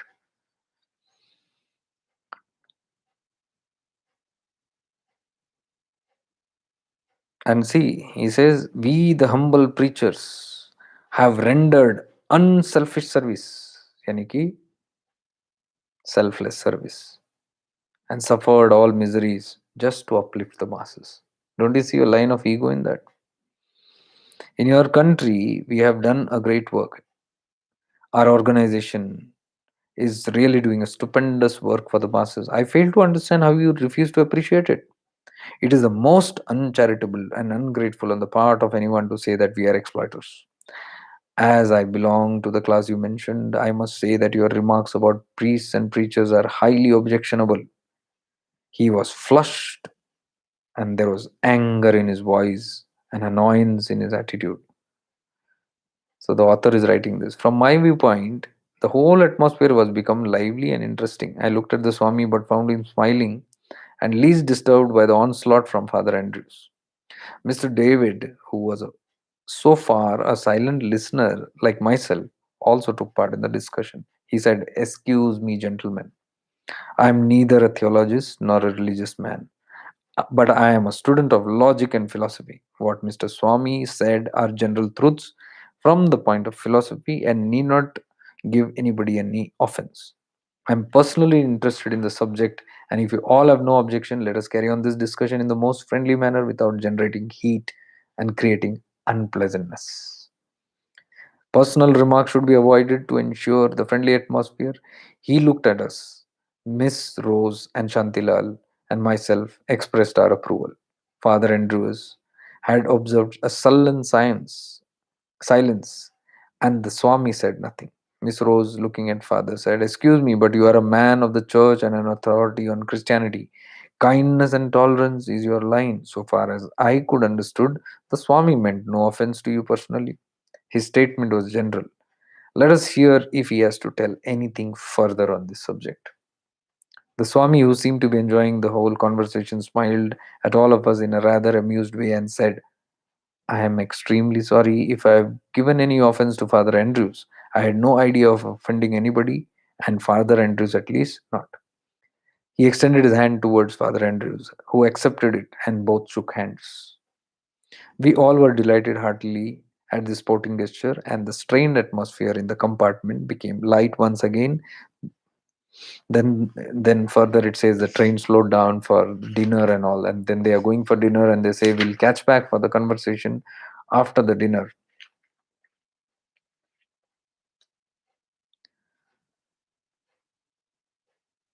Miss Rose was sitting at the head of the table, ordered the dinner, and said, "I think the Swami seemed to be so well educated, well read, and good mannered. He did not seem to have been disturbed by the annoyance of Father Andrews." Father Andrews says, "I have come across people of that time during my stay in this country. They have studied philosophy and various religions as well as no religious practices. They claim allegiance to one faith or the other, and of course, on a higher level of understanding. But this Swami seems to be a strange fellow. He seems to have studied all various religions, has traveled widely, but he does not seem to be attached to any faith. To me, he seems to have been undecided and in confusion. I do not know whether he has been able to define his knowledge in any way. If he still is searching or stumbling, may God help him." So, this is what Father Andrews comes to a conclusion that maybe this Swami is still seeking something, or maybe he's stumbling. God help him. Or maybe he's still in search of something. God help him. Because why does he say this? He says because the Swami does not seem to be attached to any faith, any religion. He's completely detached from anything. How is that possible? So he comes to a conclusion, maybe he's still in searching something, or maybe he's stumbling something. He's a strange fellow, he says. He says he has studied various religions. He says he has traveled widely, but he is not attached to any faith. To me, he seems to be undecided and in confusion. You know what appeals to me? Because somebody told me you're confused once.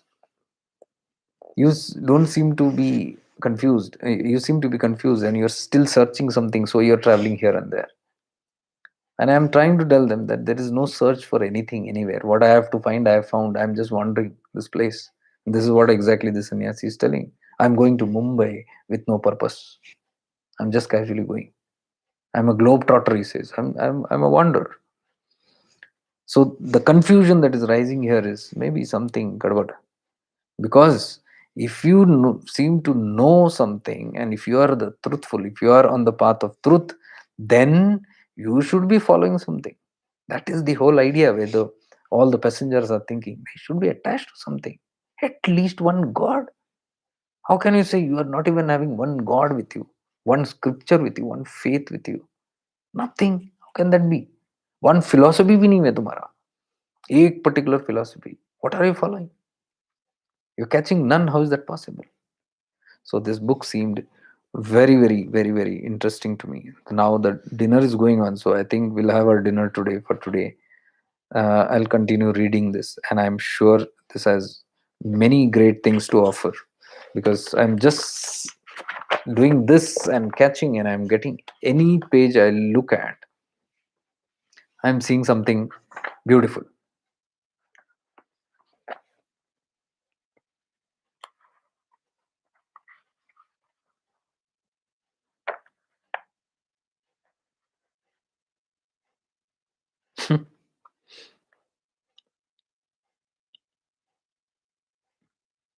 See, just I opened, and just two pages I flipped, and the para that comes. This is all the Swami telling this. The Sanyasi is explaining all this.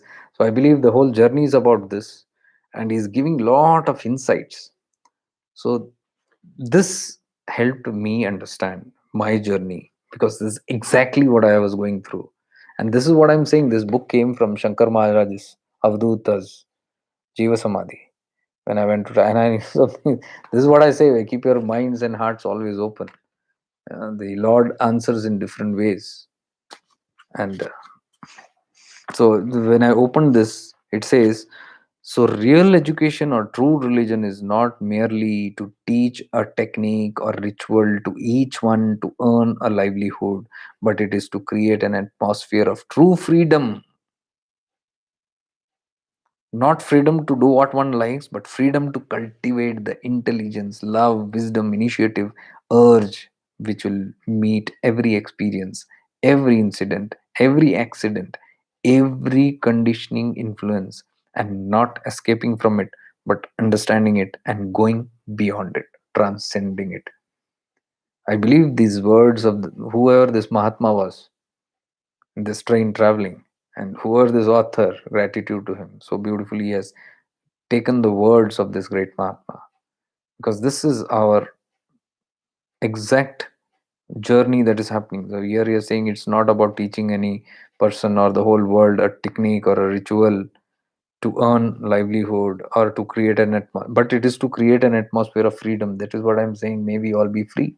Yesterday's live, the last prayer was, may we all be free. Mukt ho jaye, jeevan mukt. And here he says, but it is to create an atmosphere of true freedom. Freedom means nothing, do what I like, not that kind of freedom. He says the freedom to cultivate the intelligence, that love, that wisdom, that initiative, that urge, which will meet every experience in life, every incident in life, and even every accident in life, every conditioning influence, whatever influence we are conditioned with, it will help us meet that, and it will not make us run, not escaping from it, but understanding it and going beyond it. So it is facing each and every experience of life with this freedom and transcending it. So it's not even escaping, running away from it. Then, my friends, how to lead a religious life and to educate yourself. So wherever they're talking about religion, religion, religion here, I'm referring it to spirituality. Why do you bother about changing others? Change yourself first. And it goes on. It's long. So any page I'm opening, it's the tattva that I was seeking again. And beautifully, in different form of expression, this book has come. The same truth in a different format. So I find it interesting. So I'll continue with this book and what I learned from it. Today, a lot of time went in these things, but I think that also is important for whoever wants to have clarity in that.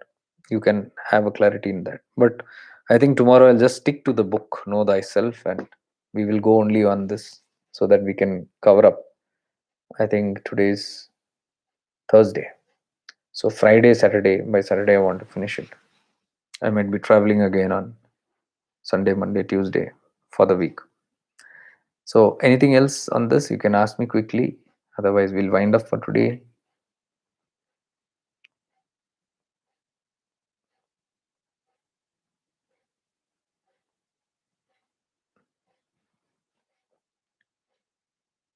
Okay, then. Much divine love and light to all of you. Stay blessed with only one prayer, that we all be free. May we all be free. Dev Sharanam, Guru Mandala Sharanam.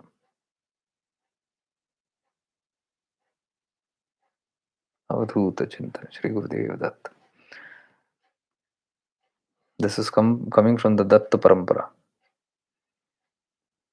Bhagavan Dattatreya lineage. Stay blessed then. Oh, Shabnam, you're here. Rekha ji, Aishwarya, Kannu bhai, Sham bhai, Mala ji. Good. I was wondering who are those few who can stay even till midnight to seek some deep inner truths, like that little girl, Manoj bhai's, Manoj Lekhi's daughter, knocking up at midnight and finding it out. That shows our inquisitiveness. And as I said, as my guru always said, seek and it shall be answered.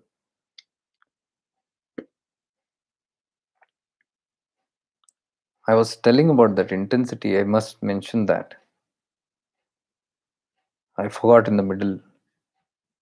And that was live examples of the miracles. Once I was going to Satrugiri Hills. I have said this before. Me and my friends were there from Goa. And we had to take a early morning bus at around 4 o'clock, that buses. If we miss, then we have another 1 or 2 hours later. So we rush in Madurai. We were staying in Madurai. We run there for the bus. And Madurai is a big station. And we didn't know where to go. We want that bus going to Sriviliputtur. So with my bags, I'm running. My friends are there. Come, come, come. Let's cross and go that side. And a lot of buses will ask something. And same time, one bus is reversing, and the conductor is shouting some place. Is Salem, Salem, something is shouting. And I said, okay, let's cross and just go. I had no intention to ask him also, but he suddenly looked at me. He was shouting, Salem, Salem, Salem. And then he looked at me. Ah, Sriviliputtur, go there. Bus is waiting. Go fast, fast, fast, fast. In Tamil, he said. At that moment, we just rushed. And my friends are looking at it. We looked at each other and what was that all about? How did he know? Sriviliputtur. We went and sat in the bus, and after some time, the bus left. No idea. This is to that answer I was saying. Somebody asked me in Rishi Gurukulam, have you met Mahatma Baba? I said, I don't know how he looks and what. But for me, anybody who comes in this format is a Mahatma Baba, or maybe a Nityanand Baba, or maybe Shiva himself. We don't know who comes in what format.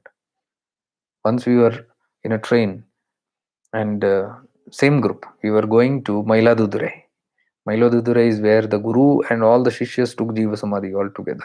60 plus, 64 something Jiva Samadhis all together, Guru Shishya. Mailadurai is towards Chidambaram side, south, Tamil Nadu. So we were in the train and we had a long planned trip, 12 days, I remember. We were going to Shambai. You are here only. We were all going together. So the idea was Mailadurai Jake, then we go. So everywhere I had this chart. I had just come from Delhi on a leave from the ashram. So we had put a chart and I was marked everywhere. All tickets booked, interlinked, booked. Everything is perfect. But only from Mailadurai to Chidambaram, however we are going, we don't know. So we are trying to find connectivity, bus or this and that. Nothing is working. Then I'm calling my friends. I'm only worried about this one part. Rest all is done. And I'm calling my friend. Do you know anybody? The trains are running full. Can you help in something? Oh, let me find out. Let me find out. Nothing is happening. And my friends are sitting. Shambai was there on the other side. They said, इधर आ जाओ, इधर आके बैठो भाई. I said, नहीं, यहाँ पे seat निकल जाएगा. Because people come and occupy there. And if I'm not alert here, because I was sitting on the side window, one side, and the other opposite seat was empty. It was one of us only, but they were all sitting there. So I said, अगर आप उस तरफ हम लोग चले गए, somebody will come and sit. He said, come, come, no problem. Then I went and sat. Shambhai was there, Pratap Bhai was there, Suraj Bhai was there, Ram Bhai was there. We sat talking, and somebody in the group told me, भाई आप ही, I think it was Pratap भाई, he said, भाई आप ही हमको बताते हो कि go with the flow, be very natural, जो होना है होते रहेगा, और आप ही इतने परेशान लग रहे हो. For a moment I got a flash, oh my god, what am I doing? Not in awareness. So somebody was aware and they said, then I said, oh okay, that's fine. I just dropped it, the whole idea. I said, I put the papers back into my pocket, the pen into my pocket. I said, no doing anything. उसी time में एक बंदा आके बैठा, जैसे anticipate किया था, सामने आके बैठा हो. I said, देखो मैंने बोला था ना. After some time I went back and sat, and I just reminded the gentleman, ये अपना सीट है वहाँ, temporarily कोई उधर गया है. He said, sir, please let me sit because the train is too full. We tried to climb on that compartment and can't get in. So that is the reason I came here. I saw and said, please, just two stations later, I'll get down. Please allow me to sit. I said, no problem, no problem. I thought you're on a long journey, night journey. I said, no. Then he was quiet, I was quiet, and I was referring to the chart just once again. So he looked at the chart and he said, are you going to Mailaduthurai? I said, yes. He said, excellent. Today is Purnima night and right time you all are going. I said, how do you know about Mailaduthurai and the 64 Jiva Samadhi? He said, that is my guru. Because every Purnima I go and sleep there. Full night I sleep near the temple. And you are going on the right time. And this time I am not able to go there, but you are on the right thing. I was very happy. I said, okay, thank you so much. And then he started talking about Palani, then he started talking about Tirunamalai, then he started talking about Chidambaram and the things and all that, without asking. He started telling, you know, if you're going from here, where are you going from here next? I said, Chidambaram side. Oh, Chidambaram, you're going, don't take a bus or train, he said. We were not getting a train and bus. He said, don't take a train or bus, take a taxi. Because if you take a taxi, you will get to see many other samadhis that are very powerful Jiva Samadhis are there on that road. So take a taxi and it is very fast also. I said, oh my God, why didn't this flash me? I thanked him. Okay, fine, we will do that. And then we talked for some more time. Then he took out a pocket, chota sa packet. Powder was there. He gave it to me. He said, keep it. I said, what is this? Oh, this is a nice powder for your immune system. You just have to put it on your tongue for some time and it's good. I began doubting that guy. Why is some stranger coming and trying to give me some powder? So I said, no, it's okay. Thank you. You keep it with yourself. He probably understood that I'm doubting. So he tore the packet a little bit. He put it in his hand and he said, see, it's so simple. Nothing to worry about. I said, where did you get this? He said, my guru is there in Tirunamalai. He's a Siddha. He makes all the Ayurvedic medicine and my wife works for him. Wife prepares all the medicines for him and he's a Siddha. I said, who? He said, I'm not supposed to reveal that because he doesn't want any public attention, but he does it for the welfare of the world. So that is how he has prepared this, and this medicine is for asthmatic, asthma, dame ki bimari. So he said, you keep it. I said, but I don't have asthma. I don't have this problem. He said, still keep it in your pocket. Nothing will happen. You can just keep it for your immune system. Okay, I kept it. And he gave me a full packet of the same one only. I kept it. Exactly after that, the two stations came, finished, and he gave me a phone number. He said, if you're going to Palani, call this person and he'll arrange the room for you. And we had never been to Palani. That was our first time we were going to Palani.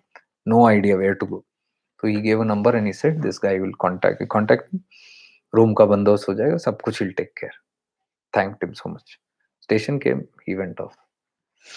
The whole journey was superb. We went to Mailadurai. We had hired a taxi. And the taxi, the driver took us to different location. And the best part was the taxi that we hired was a person who knew Vadalur very closely, who knew Tiruvadadurai very closely. Vadalur is Ramalinga Swami's place. And Tiruvadadurai is the Tirumular's place where Tirumular rode the Tirumandiram. Tiruvadadurai. So they were all in the way.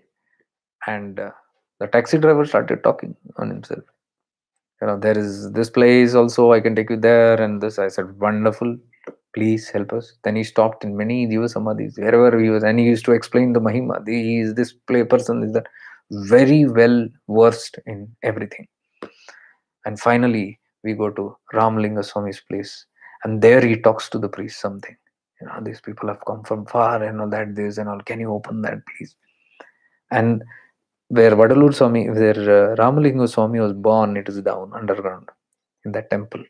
So that they don't open. They keep only the altar open. But this man said something, and that person opened. And we with my mobile torch, he said, "Don't touch anything here. I'll just take you down." The priest took us down, and the place where Ramalinga Swami was born, that heighted place that was there, and in that torchlight of the mobile light, we had a darshan and all that. I believe I even took a recording of it. Yes, it's there in one of the old, I think 2011 video of that place and all that. And we come out, and I thank him so much, because this taxi driver took us from there. He takes us to Tiruvadadurai. I don't know which came first, but on the way it was. And when we were reaching there, the temple was actually closing. 1 o'clock. All the temples close, and we are seeing, we are moving there, and the doors are closing. And I'm like pleading to that guy, "We have come from very far, please." And I said, "No way, no way. The Shiva temple is closed." I said, "The temple is okay. I want to go to that place where Tirumala Road, because there is some saying that Tirumala took Samadhi there, some say in Chidambaram. So I wanted to know that space." He said, "That also is closed." So we just tried from behind. The driver was with us, taxi driver. He took us behind. And then we went there. That man was closing just locked, and he was coming outside. And this man turned out to be the brother-in-law of the taxi driver. They're like, "Hi, hey, you are working here?" And they're talking, "Hey, this person have come, please, can you help?" "Yeah, yeah, quickly go and come. 10-15 minutes, I'll stand here, don't delay then." "Okay, fine."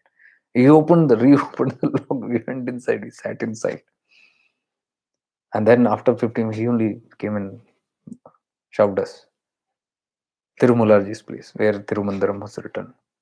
And then finally, doing everything, Chidambaram, he took us to one of the best hotels, easiest hotel, from where he explained, take from this door, east door, you book this, then it will be easy for you to go inside. Everything he guided us.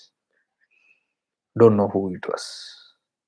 Now, I don't know if he was a Mahavatar Baba, what you claim, or we expect, or who was that gentleman in the train. I don't know.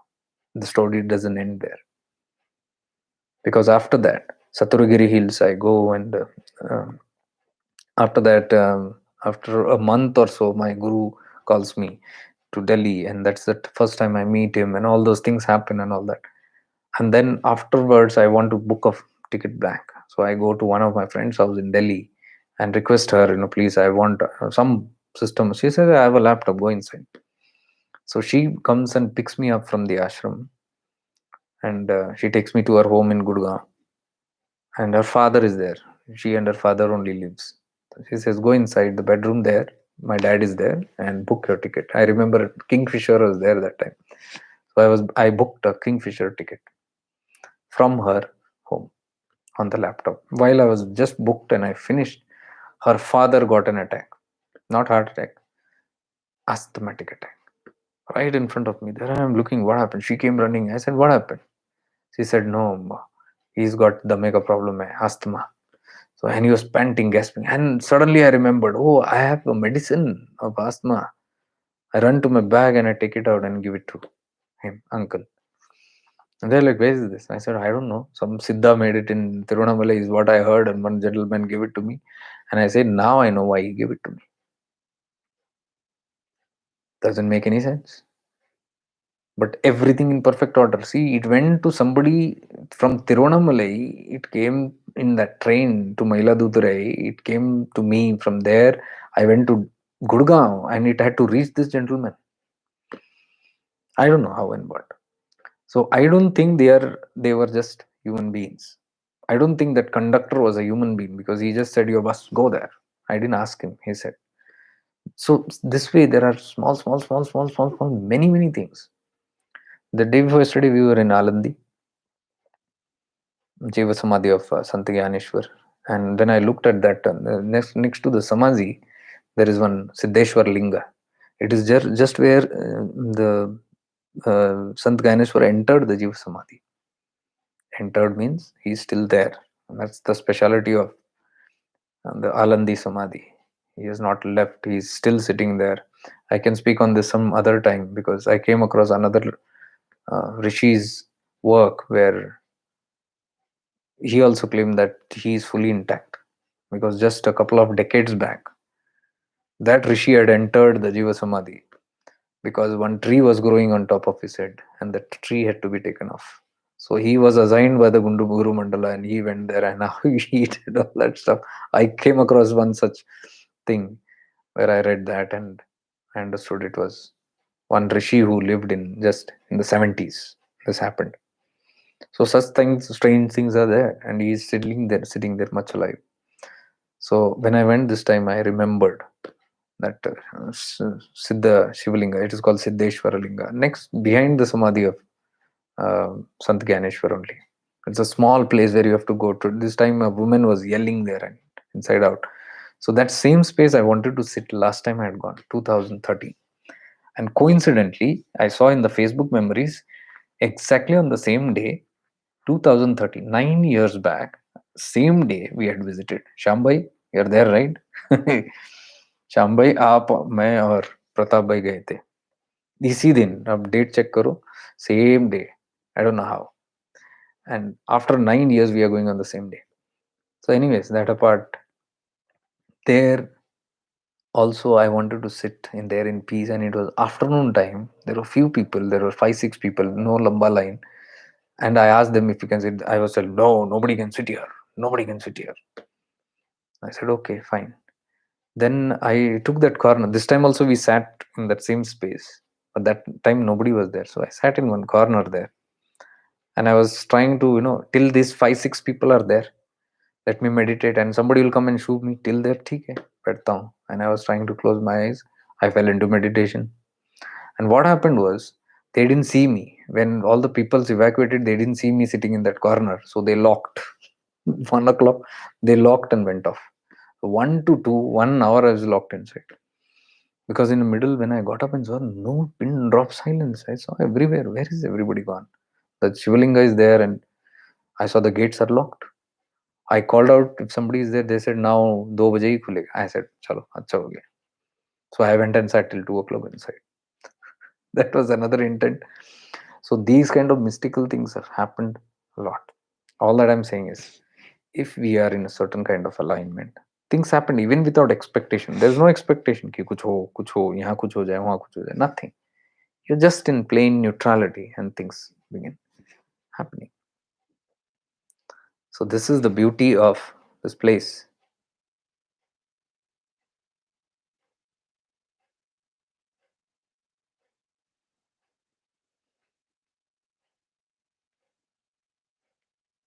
Yes. Shabnam, yes. Beautiful. How beautiful the dots join. With you also that I had that experience. It'll become too late if I go to explain those things. I've told it once in the Corona period time. Shabnam had done something once. We were there in a Chennai Shibir and she was in Seva, direct Seva, stage Seva. So somehow when Babaji was eating something and keeping there or something, like Jutan jaisa hi unka, uh, this was there, what do you call that? Cake, piece of cake or some birthdays or something had happened, piece of cake and khajur was there. So she managed to take out some khajur and things and bring it and give it to me because she wanted me to have that because I was not so close that day. I was in my own. I was just attending the shivir and she was in the seva, so she had that opportunity, and she had that opportunity to be close to the guru also. So she brought it with a lot of love and gave it, and I had that, and that thing remained in my mind. Rini ho gaya main. I was so grateful this thing happened because I just ate it without thinking. Guru ka juthan. And then after many years, I think just couple of years back, when I was in Karjat, I was with my Gurudev, and he was talking to me. We were very closely in that. I was in his house only, and he was eating mufali, some nice mufali, masale wala. So he was eating it very चाव से खा रहे थे. And I was looking at that because we were talking. I looked at that मूंगफली कुछ अलग type का था, लंबा and all that. So I wondered what kind of मूंगफली is this. It looked nice. And meanwhile, my guru said, "You go have bandara. आप भोजन करके आओ. I'll keep this door open. You can come and continue your work." I asked him, "Where are you going to be?" He said, "I'll see. ध्यान में है तो ध्यान, नहीं तो अंदर जाके सो जाऊंगा, whatever it is." I said, "Okay." I had my food, and I came back through the same glass door. I opened, and on the dining table, my laptop was there. Yeah, Gurudev was not there. I think he was inside. So when I come on the laptop, he has kept the katora. On my laptop, he has kept the katora where Mufali loud of love. Somehow he read that thing that I was looking at that Mufali. So he left it as a prasad. So I immediately, but while eating, I remembered somehow flash of that khajur which I ate many many years back, which Shabnam had given. So the first thing that came to my mind, I took what is a tissue paper and put out few of the mofali in that. And that time Shabnam was attending a program in Karjat itself, and the program was ending on the same day or something. And I just wrapped it and put it into my bag, and the rest of the thing I ate. So next day was the last day. She was there at the altar there, and they were all leaving. So I just went to her and I said, "Here is something for you." She said, "What is this?" I just keep it and eat it. And while leaving, I just said, "This is Babaji ka Jutan." So I said, "I am returning the ऋण which I had carried over, हमारा हिसाब बराबर." वो उतना बोल के मैं निकला. उसके बाद शायद मैं उनको मिला ही नहीं. उसके बाद अभी देख रहा हूँ तो मुझे याद आया वो चीज. Okay then, day ones. It's too late today. Again, 12 past. So tomorrow I'll come 9 o'clock, and I just want to speak on this only, focused on this subject. So with this, I take your leave with lots of divine love and light to all of you. Stay blessed. May we all evolve and be free.